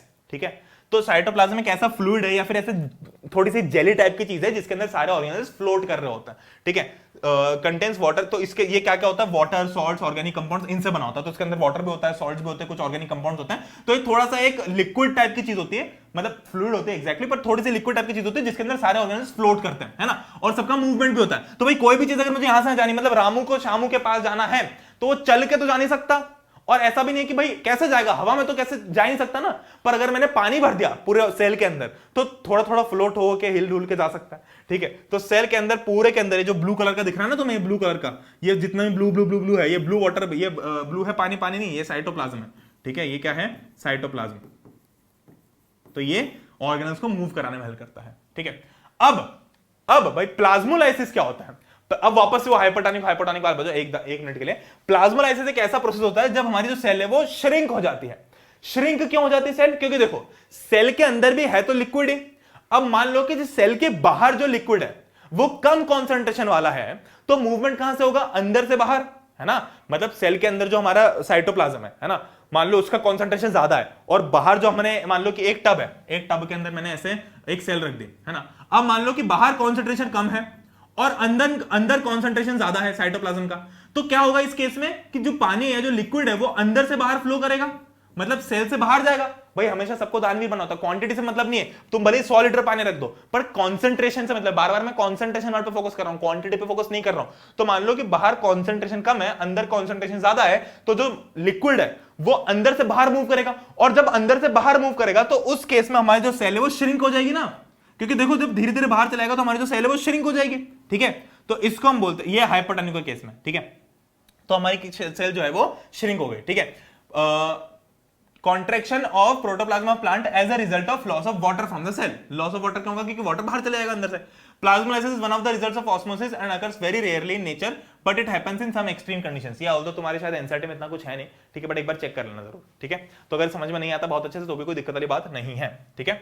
चलो, इसलिए ये सारे टर्म्स भी ज्यादा तुम्हें ज्यादा लोड लेने की जरूरत नहीं, एक बार एनसीईआरटी में चेक कर लेना लेटेस्ट में क्या है। पर हाँ, बस इतना समझ लो कि प्लाज्मोलाइसिस एक प्रोसेस होती है जिसमें हमारी जो सेल है वो श्रिंक हो जाती है। क्यों श्रिंक होती है, क्योंकि उसके अंदर का जो पानी वो बाहर की तरफ बह रहा होता है, क्योंकि बाहर कॉन्सेंट्रेशन कम है और सबको दानवीर बनना है, सबको देना है, बांटना है अपना पानी, ठीक है। चलो अब आते हैं वापस से सेल ऑर्गेनेल्स के ऊपर। तो हमने अभी तक क्या क्या देख लिया, अभी तक जो हमने देख लिया वो थोड़े मेन कैरेक्टर्स थे, है ना। अब हम देखते हैं कि और कौन कौन से कैरेक्टर्स होते हैं। तो अभी हम कुछ 6-7 ऑर्गेनेल्स देखने वाले हैं। अभी तक हमने देख लिया न्यूक्लियस, न्यूक्लियोलस, ठीक है, सेल मेम्ब्रेन देख लिया हमने, ठीक है। अब हमको देखना है माइटोकॉन्ड्रिया देखना है, रफ एंडोप्लाज्मिक रेटिकुलम देखना है, राइबोसोम देखना है, वैक्यूल देखना है, और ये सारी चीज हमारे काम की नहीं। लाइसोसोम हमारे काम का है, गोल्गी एपेरेटस हमारे काम का है, स्मूथ एंडोप्लाज्मिक रेटिकुलम ये हमारे काम का है, बाकी ये तो हमने देख लिया, ठीक है। तो ये 1 2 3 4 5 6 7 मतलब कुछ 6-7 हम आगे देखने वाले हैं, स्टार्टिंग विद एंडोप्लाज्मिक रेटिकुलम। तो मिस्टर एंडोप्लाज्म, अब वापस आए थे वही वाली कहानी पे। अभी थोड़े से हम भटक गए थे कहानी से, मतलब हमारा वो ऑस्मोसिस वगैरह सब आ गया था। क्यों आ गया था ये, वो सेमी परमेबल मेम्ब्रेन पढ़ने के लिए कि सेमी परमेबल मेम्ब्रेन से ऐसे अंदरवार चीजें हो सकती है। तो अब उसको थोड़ा साइड में रखते हैं, वापस आते हैं ऑर्गेनल्स के ऊपर, यानी हमारी फैक्ट्री के ऊपर, अब हमारी कंपनी के ऊपर वापस आता है, ठीक है। हमारी कंपनी के अंदर जो मैन्युफैक्चरिंग यूनिट है वो किसके पास है, वो है मिस्टर एंडोप्लाज्मिक रेटिकुलम के पास। तो एंडोप्लाज्मिक रेटिकुलम क्या करते हैं, अपने अंदर कुछ कुछ चीजें मैन्युफैक्चर करते हैं। क्या क्या मैन्युफैक्चर करते हैं, पहले तो स्ट्रक्चर देख लेते हैं। Endoplasmic reticulum is a large network of, देखो ये जो कुछ टर्म्स है ना, ये मैं तुम्हें डायग्राम के थ्रू समझा जरूर दूंगा, तो पर तुम्हें टर्म ऐसे कैसे ही याद रखने पड़ेंगे, ठीक है। ये एक बायो की चीज होती है कि मैं समझा तुम्हें बहुत अच्छे से दूंगा, पर तुम्हें कुछ चीजें जो याद ही करनी पड़ेगी, मैंने लेक्चर स्टार्ट करने से पहले बोल दिया था, ठीक है। तो क्या याद करना पड़ेगा, endoplasmic reticulum is a large network of membrane bound tubes. देखो ये जितने भी ट्यूब्स है सब मेम्ब्रेन बाउंड है, और लॉन्ग ट्यूब्यूल टाइप शेप। देखो ये लॉन्ग ट्यूब्यूल जैसे दिख रहा है ना, ऐसे ऐसे ट्यूब्यूल, यहां पर भी देखो ट्यूब्यूल, ये पूरा क्या है, एंडोप्लाज्मिक रेटिकुलम है। इसका फंक्शन क्या है, एंडोप्लाज्मिक रेटिकुलम स्मूथ भी हो सकता है और रफ भी हो सकता है, मतलब इसके अंदर भी 2 टाइप होते हैं, smooth endoplasmic reticulum, rough endoplasmic reticulum. तुम ज्यादा कंफ्यूज मत होना, ज्यादा ओवरवेल्म मत होना कि भैया इतनी सारी चीजें कैसे याद रखेंगे। जब तुम मेरी सारी कहानी सुन लोगे ना, तो लास्ट इस लेक्चर के लास्ट के 5 से 7 मिनट में मैं तुम्हें इतने अच्छे से रिवाइज कराऊंगा कि तुम्हें सब कुछ वैसे ही याद आ जाएगा कि अरे ये तो पढ़ा हुआ है, ये तो हमको आता ही है, ठीक है। चलो तो एंडोप्लाज्म क्या देखा, फिर से एक सेल है, सेल क्या है, फैक्ट्री है। फैक्ट्री के अंदर क्या चीज होती है, फैक्ट्री के अंदर है बहुत सारे अलग अलग काम करने वाले लोग। तो मैन्युफैक्चरिंग यूनिट किसके पास होती है, वो होती है एंडोप्लाज्मिक रेटिकुलम के पास में। एंडोप्लाज्मिक रेटिकुलम क्या होती है, ये इस टाइप का स्ट्रक्चर होता है, लॉन्ग ट्यूब्यूल टाइप, है ना। इसके अंदर 2 टाइप के होते हैं, एक होता है रफ एंडोप्लाज्मिक रेटिकुलम, एक होता है स्मूथ एंडोप्लाज्मिक रेटिकुलम, ठीक है। और इसके अंदर इसका फंक्शन क्या होता है, मतलब एंडोप्लाज्मिक रेटिकुलम क्या प्रोड्यूस करता है भाई, जैसे कॉपर की फैक्ट्री है तो कॉपर प्रोड्यूस करेगा, कॉपर की बॉटल प्रोड्यूस करेगा, है ना। तो कुछ प्रोड्यूस करेगा। तो इसलिए एंडोप्लाज्मिक रेटिकुलम क्या प्रोड्यूस करता है, प्रोटीन प्रोड्यूस करता है पूरी सेल के लिए। भाई पूरी सेल को परफॉर्म करने के लिए कुछ ना कुछ प्रोटीन की जरूरत पड़ेगी, है ना, अलग अलग चीजों की जरूरत पड़ती है, पर प्रोटीन की भी जरूरत पड़ेगी। तो प्रोटीन की जरूरत कौन पूरी करेगा, एंडोप्लाज्मिक रेटिकुलम। ठीक है, चलो तो ये देखो इसका ऐसा स्ट्रक्चर होता है। ठीक है, ये न्यूक्लियस होता है, न्यूक्लियस के पास में जो सबसे ज्यादा चिपका हुआ होता है वो होता है रफ वाला, और रफ वाले से जस्ट चिपका होता है स्मूथ वाला। तो रफ वाला कुछ और प्रोड्यूस करेगा और स्मूथ वाला कुछ और प्रोड्यूस करेगा, मतलब कि ये अलग अलग दो वो है, क्या बोल सकते हैं, मशीन्स है। ठीक है, तो एक रफ वाली मशीन है जिसके अंदर तुम देखो कि छोटे छोटे से dot dot dot dot dot dot dot है, तो इसलिए हम इसको रफ बोल देते हैं। बस जिसमें ऐसे डॉट डॉट डॉट डॉट है वो रफ हो गई। और ये वाली देखो, ये जो दूसरे कलर की कितनी स्मूथ है, चिकनी है बिल्कुल, तो इसलिए हम इसको स्मूथ एंडोप्लाज्मिक रेटिकुलम बोलते हैं। तो न्यूक्लियस के सबसे पास में जो चिपका हुआ होता है वो होता है रफ एंडोप्लाज्मिक रेटिकुलम, और उससे चिपका होता है स्मूथ एंडोप्लाज्मिक रेटिकुलम। ठीक है, अब देखते हैं रफ एंडोप्लाज्मिक रेटिकुलम। इसका स्ट्रक्चर होता है रफ। रफ क्यों होता है, क्योंकि इसके अंदर बहुत सारे राइबोसोम्स होते हैं, है ना। ये देखो, ये न्यूक्लियस, ये हमारा पूरा सेल है। फिर से देखो, ये सेल है, सेल के अंदर ये है हमारा न्यूक्लियस, ये पूरा न्यूक्लियस। न्यूक्लियस से सबसे ज्यादा चिपका हुआ वो है रफ एंडोप्लाज्मिक रेटिकुलम, और उसके जो पास में वो है स्मूथ एंडोप्लाज्मिक रेटिकुलम। तो रफ एंडोप्लाज्मिक रेटिकुलम में ऐसे डॉट डॉट डॉट डॉट होते हैं। डॉट डॉट क्या होते हैं, दीज आर राइबोसोम्स। अभी हमने शुरू में देखा था ना कि न्यूक्लियस क्या काम करता है, न्यूक्लियस राइबोसोम्स भी बनाने का भी काम करता है। ठीक है, इट मेक्स राइबोसोम्स, पढ़ा था ना, तो ये राइबोसोम्स बना के यहां आते हैं। तो हर एक चीज कुछ ना कुछ बना रही होती है सेल के अंदर, जो कि दूसरे की हेल्प करती है। तो जो न्यूक्लियस ने राइबोसोम्स बनाए थे वो एंडोप्लाज्मिक रेटिकुलम की हेल्प करेगी। तो रफ एंडोप्लाज्मिक रेटिकुलम के ऊपर ऐसे डॉट डॉट्स होते हैं जो कि राइबोसोम्स होते हैं। तो राइबोसोम्स क्या होते हैं, ribosomes are sites of protein manufacturing. तो इन साइट्स पे, मतलब इन डॉट्स पे पर्टिकुलरली प्रोटीन मैन्युफैक्चर हो रहा होता है। ठीक है, तो रफ एंडोप्लाज्मिक रेटिकुलम के ऊपर छोटी छोटी डॉट्स होती हैं जिनको राइबोसोम्स बोलते हैं, और राइबोसोम्स के ऊपर प्रोटीन्स मैन्युफैक्चर होता है। फिर राइबोसोम्स जो है वो प्रोटीन्स मैन्युफैक्चर करते हैं। ठीक है, चलो दूसरा होता है स्मूथ एंडोप्लाज्मिक रेटिकुलम। इसका स्ट्रक्चर ऑब्वियस बात है स्मूथ है, इसका इसमें राइबोसोम्स नहीं होता है। ये क्या बनाता है, ये फैट मॉलिक्यूल्स और लिपिड्स वगैरह बनाता है। ठीक है, ये फैट मॉलिक्यूल्स और लिपिड्स वगैरह बनाता है। ठीक है, चलो तो इतना समझ में आ गया भाई, कुछ नहीं है। एंडोप्लाज्मिक रेटिकुलम दो टाइप की चीजें, दो टाइप के एंडोप्लाज्मिक रेटिकुलम होता है, मतलब एंडोप्लाज्मिक रेटिकुलम के अंदर दो चीजें होती है। कौन कौन सी, एक रफ और एक स्मूथ। रफ क्यों होता है, क्योंकि भाई जब तुम उस पर हाथ लगाओगे तो तुम्हें थोड़ी डॉट डॉट फील होगी, है ना, डॉट डॉट डॉट डॉट, थोड़े दाने दाने टाइप के फील होंगे। तो वो दाने दाने डॉट डॉट्स क्या होती है, वो होते हैं ribosomes. Ribosomes are site of protein manufacturing, इनके अंदर प्रोटीन बन रहा होता है। और दूसरा जो होता है, जो स्मूथ एंडोप्लाज्मिक रेटिकुलम है, ये स्मूथ होते हैं, चिकने चिकने। तो तुम समझ जाओ कि भाई फैट्स बना रहे होते हैं, फैट जनरली चिकना ही होता है। ठीक है, और लिपिड्स वगैरह ये सारी चीजें ये स्मूथ वाला बनाता है। ठीक है, अब देखते हैं मेम्ब्रेन। ये एक और कंसेप्ट है, बीच में आ गया, ये भी हमारा बीच में थोड़ा ध्यान भंग करने के लिए आ गया, पर ऐसे कुछ कंसेप्ट है जो कि एनसीईआरटी के हिसाब से मैंने लिख रखे हैं। मेम्ब्रेन बायोजेनेसिस क्या होता है, this is the process of building of cell membrane from these proteins and lipids. तो ये जो प्रोटीन्स और लिपिड्स बना है ना एंडोप्लाज्मिक रेटिकुलम ने, यही हमारी सेल मेम्ब्रेन बनाने में का काम करती है। भाई सेल मेम्ब्रेन कैसे बनी, इन प्रोटीन्स और लिपिड्स से ही बनी है। तो कॉन्स्टेंटली हमारी जो सेल है उसको मेंटेन करते रखने के लिए ये चीजें जरूरी होती है। ठीक है, some other proteins and lipids are used in formation of enzymes and hormones. तो कुछ जो मतलब एंडोप्लाज्मिक रेटिकुलम के यहां पर हमको बता रहे हैं कि क्या क्या फायदे हैं या क्या क्या काम करता है। तो बहुत सारे काम करता है ना। तो इसलिए इस कंसेप्ट को मेम्ब्रेन बायोजेनेसिस बोलते हैं। बायोजेनेसिस मतलब कि ये दो तीन चीजें जो है ये मेम्ब्रेन को जरूरत लगती है। ठीक है, चलो वैसे ज्यादा टर्मिनोलॉजी के उसमें मत जाओ। ठीक है, एनसीईआरटी के अंदर जितना दे रखा है बस उतना ही रीड करना है हमको, उससे आगे नहीं बढ़ना है। ठीक है, ये चीज समझ आ गई। तो ये जो कुछ प्रोटीन है ये एंजाइम्स और हार्मोन्स बनाने का काम करते हैं। और smooth endoplasmic reticulum of liver cells, ये चलो मैं बात बताता हूं। पहले इतना समझ में आ गया कि भाई हमारे मेम्ब्रेन के लिए भी ये चीज जरूरी होती है, और दूसरा हमारे एंजाइम्स और हार्मोन्स के बनाने में भी जरूरी होती है। एंजाइम्स मतलब भाई कुछ एंजाइम जो कि जरूरी होते हैं हमारे बॉडी के लिए, जैसे डाइजेस्टिव एंजाइम, तो वो डाइजेशन करने का काम करता है ना, तो एंजाइम्स हो गए। दूसरा होता है हार्मोन्स। हार्मोन्स तुमको पता ही है, हम बोलते हैं ना हमारी एज हो गई, हमारे अंदर हार्मोनल चेंजेस हो रहे, तो हार्मोनल चेंजेस कैसे हो रहे हैं, क्योंकि हार्मोन्स किससे बन रहे हैं, हार्मोन्स बन इन्हीं प्रोटीन्स और लिपिड से रहे हैं जो कि हमारा एंडोप्लाज्मिक रेटिकुलम बना रहा है। ठीक है, मतलब हमारी पूरी शरीर के अंदर सेल्स का ही काम होता है। और क्या लिखा है, smooth endoplasmic reticulum of liver cells और वर्टिब्रेट्स। वर्टिब्रेट्स मतलब कि जिनका इसमें वर्टिब्रल कॉलम होता है, मतलब ये जो स्पाइनल कॉर्ड है ना, इसको तुम समझ सकते हो। तो जैसे हम ह्यूमन बींग्स है तो हम वर्टिब्रेट्स है। ठीक है, ऐसे बहुत सारे जानवर वर्टिब्रेट्स होते हैं। तो लिवर सेल्स क्या काम करते हैं, लिवर सेल्स के अंदर जो स्मूथ एंडोप्लाज्मिक रेटिकुलम होता है ना, वो डिटॉक्सिफाई करने का काम करता है टॉक्सिक सब्सटेंस को। तो देखो हर सेल अपने आप में एक इंडिविजुअल फंक्शन परफॉर्म करती है, मतलब लिवर सेल्स का कुछ और काम होता है, उनका कुछ और स्पेशलाइजेशन होता है। सिमिलरली हमारे हार्ट सेल्स का कुछ और होता है, स्टमक वाली सेल्स का कुछ और होता है। तो वैसे ही लिवर सेल्स का कुछ और काम होता है। लिवर सेल्स के अंदर जो स्मूथ एंडोप्लाज्मिक रेटिकुलम है वो भी एक पर्टिकुलर फंक्शन परफॉर्म करता है। क्या करता है वो, हमारे जो जैसे कोई भी टॉक्सिक सब्सटेंस है उसको डिटॉक्सिफाई करने का काम करता है। जैसे मैं बहुत ज्यादा अल्कोहल लेता हूं, वैसे तो मैं बिल्कुल नहीं लेता हूं, पर फॉर एग्जांपल मान लो कि मैं बहुत ज्यादा किस दिन शराब पी के आ गया, है ना, तो शराब तो पी के आ गया, वो टॉक्सिक चीज है, पर क्या मैं उससे मर जाऊंगा एक ही बार में, नहीं मरूंगा। ठीक है, क्या होगा कि मेरी बॉडी के अंदर जो लिवर सेल्स है, उस लिवर के अंदर भी जो सेल है उस सेल के अंदर भी जो स्मूथ एंडोप्लाज्मिक रेटिकुलम है, रफ नहीं, स्मूथ, SER, ये क्या काम करता है, ये उस अल्कोहल को डिटॉक्सिफाई करने का काम करता है। ठीक है, तो अल्टीमेटली जो मैं पी रहा हूं ना, वो जाता है उसके पास में, लिवर के पास में, उसके अंदर बेचारा ही बैठता है, उसको डिटॉक्सिफाई करने बैठता है कि तुम जो गंदगी लेके आए उसको मुझे साफ करना है। ठीक है, चलो नेक्स्ट जो हमारा ऑर्गेनल है, वापस आ जाओ। अब अभी तक हमने क्या देख लिया, अभी हमने देख लिया कि भाई एक ब्रेन देख लिया जो कि एक मैनेजर है, एक देख ली मैन्युफैक्चरिंग यूनिट जो कि ये सारी चीजें, बहुत सारी चीजें मैन्युफैक्चर कर रहा है। अब अगर मुझे कुछ वहां से लेके किसी और तक ट्रांसपोर्ट कर रहा है तो मुझे कोई ट्रांसपोर्टेशन वाली टीम लगेगी। तो गोल्गी एपैरेटस होता है ट्रांसपोर्ट एंड पैकर। ये क्या करता है, हमारा मूवर्स एंड पैकर्स है। ये क्या करता है कि ये जो भी चीज ट्रांसपोर्ट करनी, मान लो कि स्मूथ एंडोप्लाज्मिक रेटिकुलम से किसी और को देनी है, मतलब रामू से ले जाके शामू को देनी है, तो रामू से लेके आऊंगा मैं और शाम को दूंगा। रामू खुद तो जाकर नहीं चल के शाम को दे दिया, वो फिर उसका काम कौन करेगा? तो इसलिए हमने एक पर्टिकुलर टीम बनाई है, हमने एक पर्टिकुलर आदमी को अपॉइंट किया जिसका नाम है मिस्टर गोल्गी। ये मिस्टर गोल्गी एपैरेटस सर ने मान लो, ठीक है, एपैरेटस मतलब वही चीज। ठीक है, तो मिस्टर गोल्गी क्या काम कर रहे हैं? मिस्टर गोल्गी कहीं से सामान उठा के किसी और को पैक करते हैं और फिर किसी और को दे के आते हैं। जैसे फ्लिपकार्ट अमेज़न होता है, ठीक है, तो वहां पर जो कुरियर वाले पार्टनर्स होते हैं, जो भी कुरियर वाले भैया आते हैं हमारे घर में, तो वैसे ही काम हमारा गोल्गी एपैरेटस कर रहा होता है। ठीक है, चलो बहुत ही बढ़िया। इसका स्ट्रक्चर कैसा होता है? इसका स्ट्रक्चर भाई देखो थोड़ा सा डिफिकल्ट रहेगा तुम्हें याद करना, बट फिर मैं तुम्हें समझाने की कोशिश करता हूं। मेम्ब्रेन बाउंड वेसिकल्स, फ्लैटेंड सैक्स, ये SACS वाला सैक्स है।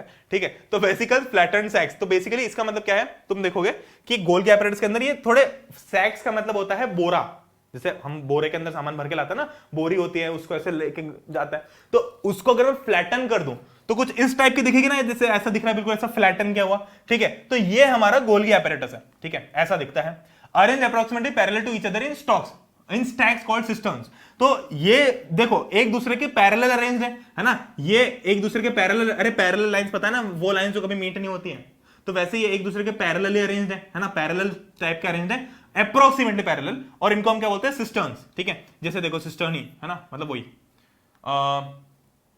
फिर these membranes often have connections with membranes of endoplasmic reticulum, है ना, तो ये जो मेम्ब्रेन है इनका कनेक्शन ऑब्वियसली होता है एंडोप्लाज्मिक रेटिकुलम के साथ में, तभी वहां से कोई चीज ट्रांसपोर्ट करनी होती है तो गोल्गी के पास आती है, फिर गोल्गी आगे अपने फर्दर ट्रांसपोर्ट करता है। ठीक है, तो इनका जो कनेक्शन होता है वो एंडोप्लाज्मिक रेटिकुलम के साथ में होता है ना, and therefore constitute another portion of a complex cellular membrane system. ठीक है, तो ये अपने आप में एक अलग ही वो बनाता है। ठीक है, इसका फंक्शन क्या है? फंक्शन इसका ये है कि जो भी मटेरियल सिंथेसाइज होता है एंडोप्लाज्मिक रेटिकुलम के अंदर या उसके आसपास, उसको पैक करके डिस्पैच करता है। हमारे पास में अमेज़न का नोटिफिकेशन आता है ना कि your order is been dispatched, मतलब क्या हो कि उसकी पैकिंग हो गई और उसको डिस्पैच कर दिया।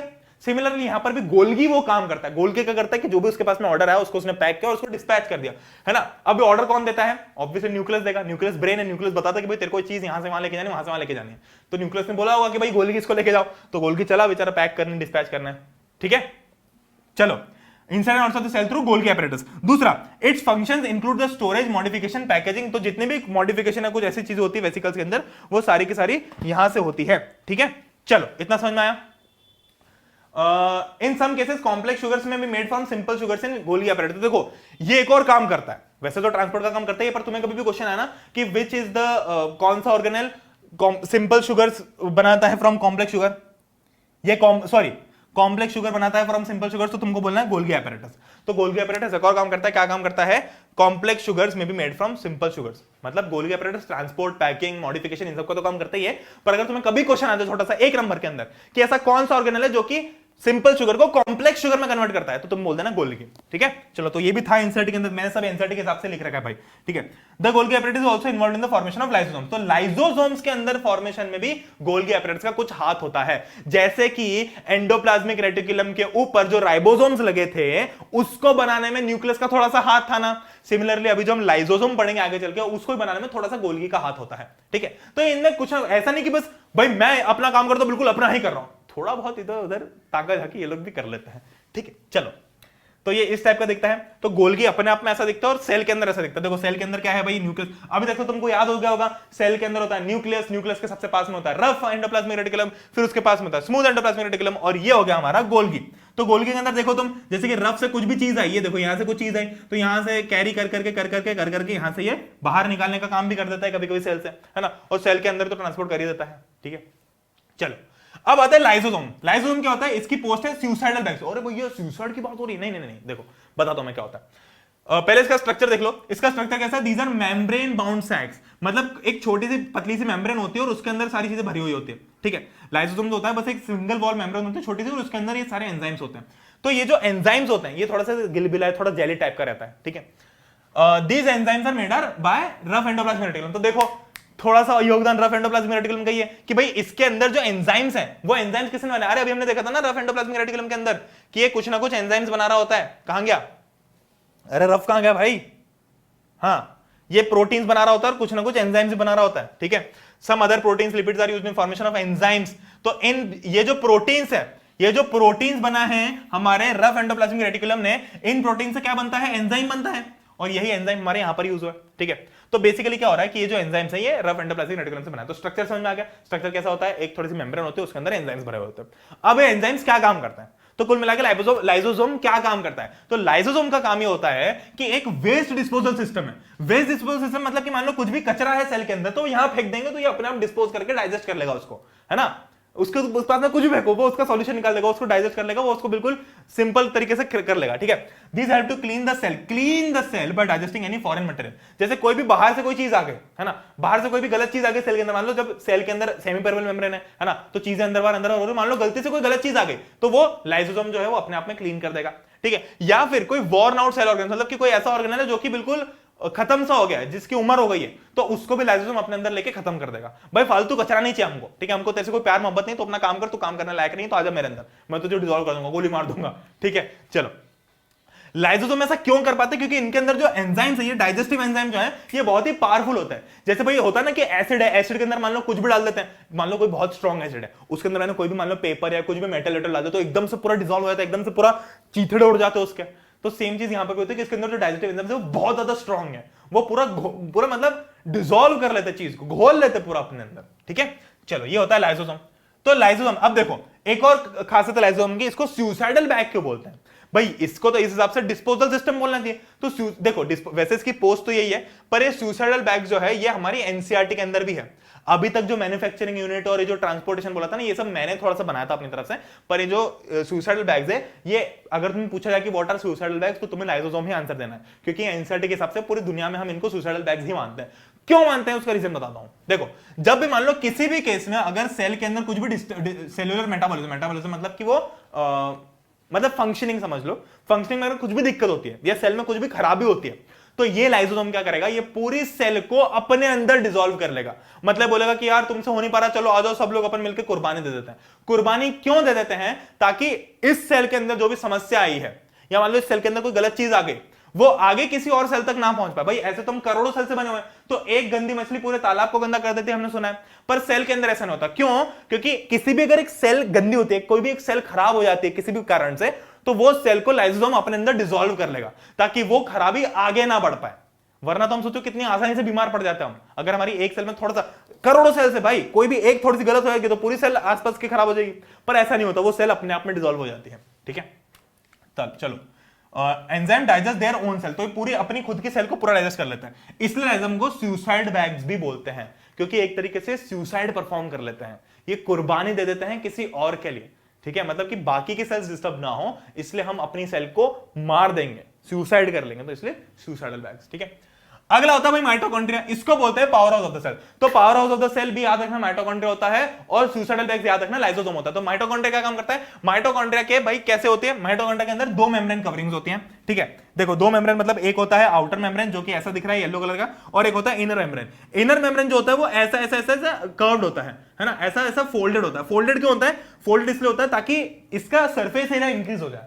मतलब कि अगर मेरा हाथ ऐसा है, अगर मैं अपने हाथ को ऐसा कर दूं, तो मेरे हाथ का जो सरफेस एरिया है वो तो इतना ही है ना जितना पहले था, पर इस केस में क्या होगा कि कम एरिया में मैं ज्यादा सरफेस एरिया कवर कर पा रहा हूं, है ना। तो अगर मैं ऐसे ऐसे अगर कर लूं, ऐसे अगर मैं कर लूं, तो तुम देखो कि मेरा पूरा सरफेस एरिया इतना सारा है, तो वो कितनी कम जगह में हो गया, है ना। तो अगर मुझे बहुत ज्यादा सरफेस एरिया चाहिए कम जगह में, तो क्या करता हूं मैं? फोल्ड कर लेता हूं, और अगर मैं इसी हाथ को खोल देता तो उतना ही सरफेस एरिया होता, पर मुझे कितनी सारी जगह लगती। तो इसीलिए क्या हुआ कि कम जगह के अंदर ज्यादा सरफेस एरिया आ पाए, इसलिए हमने ये इनर मेम्ब्रेन को ऐसे फोल्ड कर दिया, ताकि ये भी सरफेस एरिया है, फिर जो फोल्ड अंदर गया वो भी है, फिर बाहर है वो भी है, फिर अंदर गया वो भी, तो ऐसे करके सरफेस एरिया कुल मिलाकर बहुत ज्यादा बड़ा हो गया, ठीक है। सरफेस एरिया क्यों बड़ा किया? ताकि एटीपी जनरेटिंग केमिकल रिएक्शंस ज्यादा जगह पे हो पाए। ये क्या होता है बताता हूं मैं।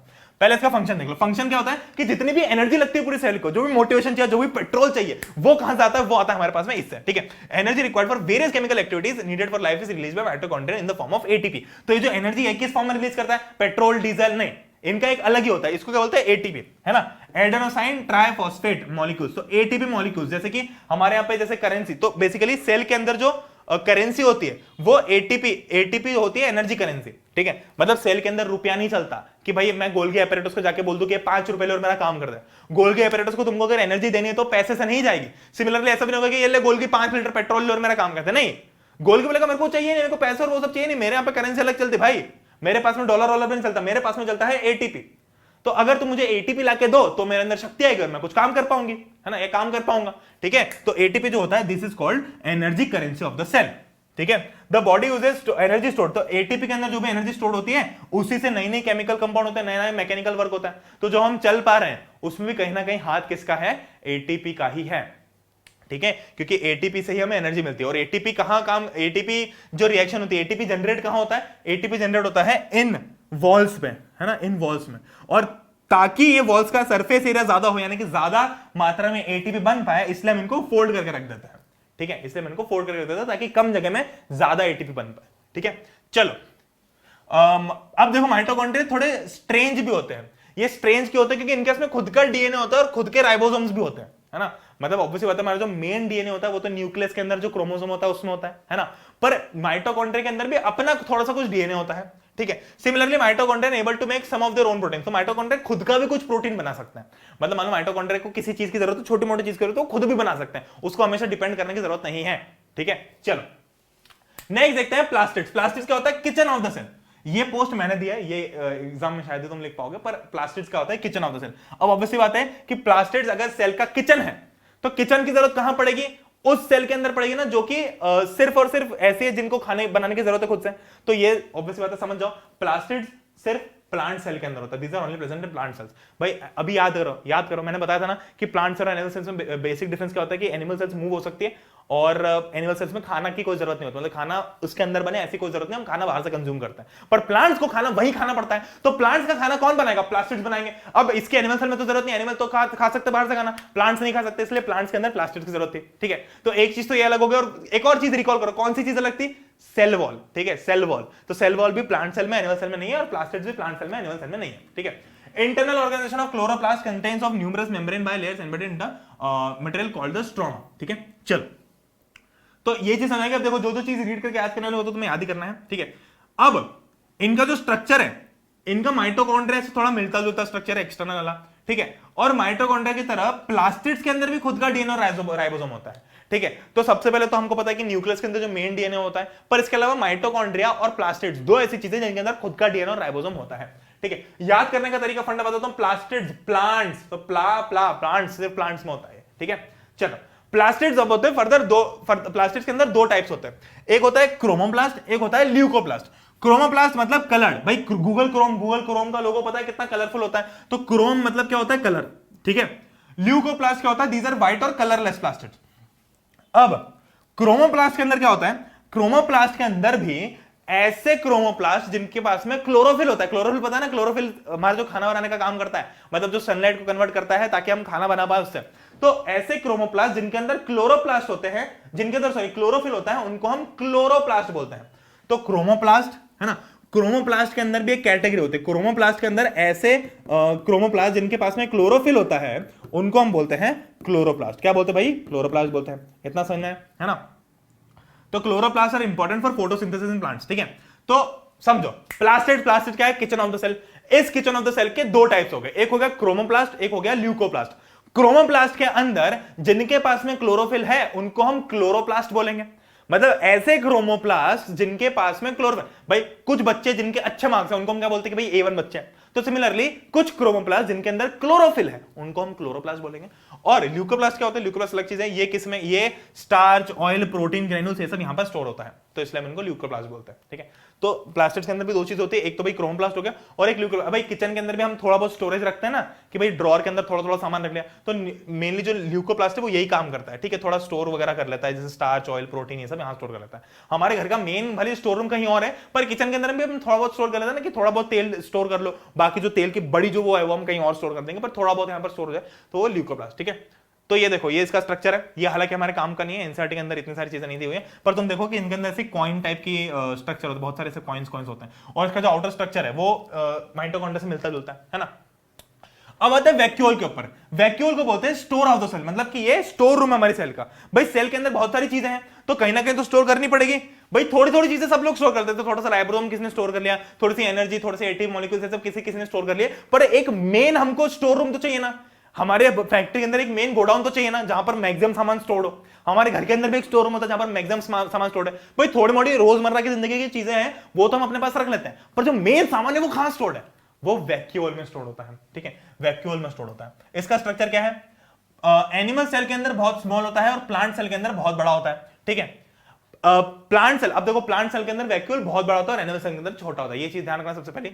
दूसरा, प्लांट सेल के अंदर तो 50 से 90% सिर्फ वैक्यूल ही होता है, मतलब जो सबसे बड़ा ऑर्गेनल है वो वैक्यूल ही है। तुम देखो कि इतनी बड़ी सेल में इतना बड़ा वैक्यूल और एक और वैक्यूल, मतलब आधे से ज्यादा जगह तो वैक्यूल नहीं घेर रखे हैं।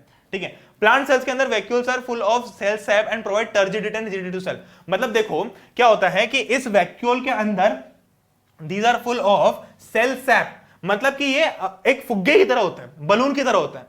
अब बलून के अंदर चूंकि हवा थोड़ी अगर अच्छी है, हवा अच्छी है तो पूरी सेल को ही वो कहीं ना कहीं हेल्प करेगा थोड़ी स्ट्रेंथ देने में, है ना। और अगर मान लो मैं इसकी हवा निकाल दूं तो सेल थोड़ी सी सिकुड़ सी जाएगी ना बेचारी, है ना। तो ये थोड़ा कहीं ना कहीं सेल को टर्जिडिटी भी देता है, यानी कि थोड़ी स्ट्रेंथ भी देता है। ठीक है, इसका फंक्शन क्या है, स्टोरेज सैक्स फॉर सॉलिड और लिक्विड कंटेंट, मतलब जो भी सॉलिड और लिक्विड कंटेंट है वो हम यहां पर आकर स्टोर कर सकते हैं। Amino acid, sugar, various organic acid, some proteins, important substances, ये सब यहां पर स्टोर होता है ना। प्लांट सेल के अंदर जो भी इंपॉर्टेंट चीज होती है वो सारी यहां स्टोर होती है। एनिमल सेल के अंदर ये काफी छोटा होता है। ठीक है, ये देखो भाई, ये इसका पूरा स्ट्रक्चर है ना। अब ये देखो सेल को भी तुम एक बार देख सकते हो यहां पर अच्छी तरीके से, सेल को भी देख सकते हो। देखो सेल वॉल है ऑब्वियस। अब बताओ ये कौन सी सेल है, प्लांट सेल है एनिमल सेल है, जल्दी बताओ। यहां पर लिखा नहीं, पर तुम खुद बताओ कि अगर यहां पर सेल वॉल है तो भाई ऑब्वियस बात है कि प्लांट सेल है ना। एनिमल सेल के अंदर बस दो चीजें अलग होती है, एक सेल वॉल हटा दो और वैक्यूल छोटा कर दो, तो वो एनिमल सेल जैसा दिखेगा। ठीक है, फिर वही माइटोकॉन्ड्रिया हमने देख लिया, न्यूक्लियस देख लिया, एंडोप्लाज्मिक रेटिकुलम, अच्छा वो बना के नहीं रखा है यहाँ पे, कहीं आसपास ही होगा। ठीक है, तो ये देख लो पूरी तरीके से, है ना। अब आते हैं नेक्स्ट टॉपिक के तौर पर। तो अभी तक हमने सारे के सारे जितने भी ऑर्गेनल्स थे वो सारे समझ लिया। अब एक बार फिर से समझ लें, है ना। एक बार फिर से वो जो रिवीजन बोल रहा था ना, मैं वो रिवीजन सुनो मेरी बात को ध्यान से, है ना। सेल क्या है, एक फैक्ट्री है। एक सेल के अंदर क्या हुआ, एक सेल के अंदर बहुत सारे ऑर्गेनल्स हैं जो कि अपना अपना फंक्शन परफॉर्म कर रहे होते हैं। सेल का जो मेन ब्रेन है, जो कि हेड है, वो कौन है, न्यूक्लियस। न्यूक्लियस के अंदर होता है हमारे पास में क्रोमोसोम्स, न्यूक्लियस के अंदर जो हमारे पास में क्रोमोसोम्स भी होता है और क्रोमोसोम के अंदर होता है डीएनए। तो मतलब जो इंपॉर्टेंट इनहेरिटिव करने वाली इंफॉर्मेशन है वो सारी डीएनए के अंदर स्टोर होती है। डीएनए कहां स्टोर्ड है, क्रोमोसोम के अंदर। क्रोमोसोम कहां स्टोर्ड है, न्यूक्लियस के अंदर। ठीक है, अब न्यूक्लियस जो वो राइबोसोम बनाने का भी काम करता है। ठीक है, अब ये जो राइबोसोम है कहां काम आता है, देखो न्यूक्लियस के जस्ट पास में चिपका होता है एंडोप्लाज्मिक रेटिकुलम। एंडोप्लाज्मिक रेटिकुलम के अंदर भी जो न्यूक्लियस के जस्ट बाद में आता है, जो सबसे ज्यादा चिपका होता है वो होता है रफ एंडोप्लाज्मिक रेटिकुलम। रफ क्यों होता है, इसलिए क्योंकि भाई उसके ऊपर हम हाथ लगाएं तो थोड़ा हमको दाने जैसा या डॉट डॉट्स फील होंगे। वो डॉट डॉट्स किस चीज के, राइबोसोम के। राइबोसोम के अंदर प्रोटीन सिंथेसाइज होता है। ठीक है, इतनी बात क्लियर है। अब आते हैं स्मूथ एंडोप्लाज्मिक रेटिकुलम। स्मूथ जो है उसके अंदर फैट्स वगैरह और लिपिड्स वगैरह ये सारी चीजें मैन्युफैक्चर हो रही होती हैं। ठीक है, ये बेसिक समझा है। फिर हमने देखा भाई ट्रांसपोर्ट कैसे होता है। मान लो कोई भी चीज यहां से हम भेजते हैं तो कौन करेगा ट्रांसपोर्ट, गोल्गी एपरेटस। तो गोल्गी करता है ट्रांसपोर्ट करने का काम करता है, और एक और चीज करता है गोल्गी, वो क्या करता है, सिंपल शुगर्स को कॉम्प्लेक्स शुगर में कन्वर्ट करने का काम। ठीक है, गोल्गी देख ले। गोल्गी के बाद में अच्छा और कौन कौन सी चीजें थी, अच्छा ऑर्डर में देख लेते एक बार। यहां तो ऑर्डर था नहीं। ठीक है, गोल्गी के बाद में हमने ऑर्डर वाइज बताता हूं। गोल्गी के बाद में हमने देखा था लाइसोसोम। लाइसोसोम क्या होता है, सुसाइडल बैग्स। मतलब मान लो कि कोई भी गंदगी है सेल में, कोई बाहर से गलत चीज आ गई, सेल के अंदर कुछ गंदगी आ गई, तो वो लाइसोसोम के अंदर चली आएगी, लाइसोसोम इसको डाइजेस्ट कर देगा। इसके पास में क्योंकि डाइजेस्टिव एंजाइम्स होते हैं। ये डाइजेस्टिव एंजाइम्स कहां बने, रफ एंडोप्लाज्मिक रेटिकुलम में बने, है ना। क्योंकि रफ एंडोप्लाज्मिक रेटिकुलम में बना हुआ जो प्रोटीन था, उस प्रोटीन से बने एंजाइम्स, और वो एंजाइम्स अब यहां पर काम आते हैं डाइजेस्टिव एंजाइम्स के रूप में। ठीक है, अब क्या हुआ, इसके अंदर ये चीज हो गई। दूसरा, इसको सुसाइडल बैग्स बोलते हैं। सुसाइडल बैग्स इसको बोलते हैं कि मान लो सेल के अंदर कोई भी खराबी आ गई तो वो सेल अपने आप को, जो पूरी सेल है, वो जितने भी सेल के ऑर्गेनल्स है, वो लाइसोसोम क्या करेगा, सबको अपने अंदर डिसॉल्व कर लेगा। ठीक है, तो इसलिए वो जो सेल है वो पूरी तरीके से डाइजेस्ट हो जाएगी, पूरी तरह डिसॉल्व हो जाएगी, मतलब लाइसोसोम खुद अपनी सेल को खा जाएगा। ठीक है, तो एक तरीके से वो सुसाइड परफॉर्म कर लेते हैं ताकि बाकी सेल्स यानी कि आसपास वाले सेल्स को कोई फर्क ना पड़े। फिर आता है भाई माइटोकॉन्ड्रिया। माइटोकॉन्ड्रिया होता है पावर ऑफ द सेल, क्योंकि यहां पर सबसे ज्यादा जो इंपॉर्टेंट एनर्जी करेंसी है पूरी सेल की वो बनती है। मतलब एनर्जी करेंसी मतलब सबसे ज्यादा एनर्जी कौन, मतलब एनर्जी कहां से आ रही है सबके पास में काम करने की, वो माइटोकॉन्ड्रिया से आ रही है। किस फॉर्म में आ रही है, पेट्रोल के फॉर्म में आ रही है, नहीं। पैसे के फॉर्म में आ रही है, नहीं। डीजल के फॉर्म में आ रही है, नहीं। ये आ रही है एटीपी के फॉर्म में। एटीपी क्या होता है, एडेनोसाइन ट्राइफॉस्फेट। ठीक है, ये आती है, ये चीज समझ में आ गई, चलो बहुत बढ़िया। फिर ये सारा समझ लिया था। फिर इसके अंदर आता है प्लास्टिड्स। प्लास्टिड्स होता है kitchen of the cell. Plastids में दो टाइप के होते हैं, क्रोमोप्लास्ट, ल्यूकोप्लास्ट। क्रोमोप्लास्ट जिनके अंदर क्लोरोफिल होता है उनको हम क्लोरोप्लास्ट बोलते हैं। और ल्यूकोप्लास्ट का क्या काम, तो बेसिकली क्रोमोप्लास्ट का क्या काम होता है, फोटोसिंथेसिस करना। ल्यूकोप्लास्ट का क्या काम होता है, थोड़ी बहुत चीजें स्टोर कर लेना, ठीक है। वैक्यूल क्या होता है, store of the cell. Animal cell के अंदर बहुत छोटा था, प्लांट सेल के अंदर बहुत बड़ा, 50 से 90% जगह यही घेर रहा होता है। टर्जिडिटी भी देता है क्योंकि इसके अंदर थोड़ी हवा टाइप की चीज, मतलब थोड़ा स्ट्रेंथ देता है पूरी बॉडी को, पूरी सेल को, ठीक है।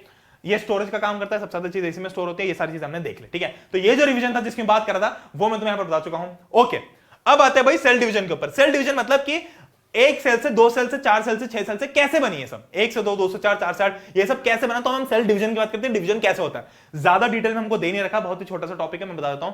सेल डिवीजन होता है वो हमेशा ऐसा होता है कि सबसे पहले भाई कोई भी कंपनी है, अगर मान लो कंपनी अलग हो रही है तो दो पार्टनर्स उसके अलग अलग हो जाएंगे। मान लो किसी कंपनी में दो पार्टनर्स है ना, वो दोनों पार्टनर्स अलग होंगे तभी जाके वो अपनी अपनी एक नई कंपनी बनाएंगे, है ना। तो सबसे पहले क्या होता है, जो दो ब्रेन्स हैं, सबसे पहले जो ब्रेन है वो डिवाइड होगा। तो सबसे पहले न्यूक्लियस डिवाइड होता है। तो एक न्यूक्लियस से धीरे धीरे करके डिवाइड होना चालू होता है, थोड़ा बड़ा होता है, थोड़ा बड़ा होता है, फिर पूरी तरीके से अलग हो जाता है। और फिर एक टाइम के बाद में जो सेल है टोटली सेपरेट हो जाती है। तो पहले तो एक ही सेल थी, फिर धीरे धीरे करके सेपरेट होना चालू हुई। फिर एक टाइम के बाद में जैसे पहले न्यूक्लियस, सबसे पहले न्यूक्लियस डिवाइड होता है। पहले देखो न्यूक्लियस पूरी तरीके से डिवाइड हो गया, फिर उसके बाद में पूरी सेल डिवाइड हो गई। पता चला कि न्यूक्लियस डिवाइड नहीं हुआ, सेल डिवाइड हो गई, तो दूसरी सेल बिना दिमाग के काम कर रही है, ठीक है। तो ऐसा नहीं होता, इसलिए ये चीज होती है। अच्छा, कैरियोकाइनेसिस, साइटोकाइनेसिस, ये क्या चीज है। कैरियोकाइनेसिस मतलब डिवीजन ऑफ न्यूक्लियस, साइटोकाइनेसिस मतलब डिवीजन ऑफ सेल, बस। तो पहले ये हो गया, फिर ये हो गया, है ना।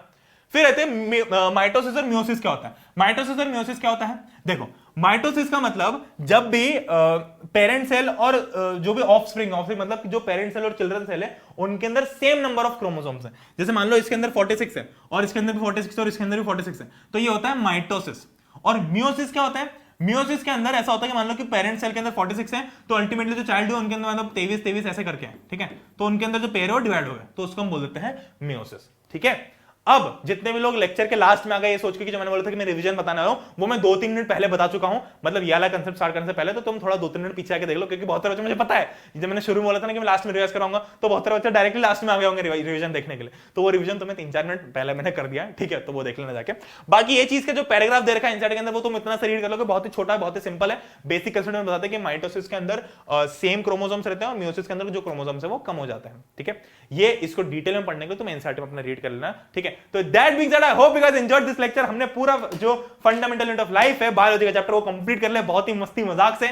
अगेन बता देता हूं कि मैंने 3-4 मिनट पहले, मतलब यहां तक जहां तक तो वीडियो में आ गए, उससे 3-4 मिनट पहले अगर तुम जाके देखोगे तो मैंने फटाफट एक रिवीजन करा दिया था, ठीक है, जिसमें मैंने सारे ऑर्गेनल्स बता दिए थे। तो अगर तुम लास्ट में स्किप करके आओ उस रिवीजन देखने के लिए, तो तुम वो पार्ट देख सकते हो। तो that being said, I hope you guys enjoyed this lecture. अगर तुमने चैनल को सब्सक्राइब किया तो मेक श्योर कि सब्सक्राइब कर लो, पढ़ लेके ऐप डाउनलोड कर लेना, ऐप की रेटिंग जरूर दे देना, और जो रैप सॉन्ग हमने रिलीज किया है उस पर बहुत सारा सपोर्ट देना, ठीक है। हम लोग मिलते हैं नेक्स्ट लेक्चर के अंदर, तब तक के लिए गुड बाय, टेक केयर। ऐसे ही मजेदार तरीके से पढ़ेंगे, इनफैक्ट चाहे वो सोशल साइंस हो, बायोलॉजी हो, फिजिक्स, केमिस्ट्री, सबको कहानी के फॉर्म में पढ़ेंगे और बिल्कुल आग लगा देंगे, ठीक है। मिलते हैं नेक्स्ट वीडियो के अंदर, तब तक के लिए गुड बाय, टेक केयर, जय हिंद, वंदे मातरम।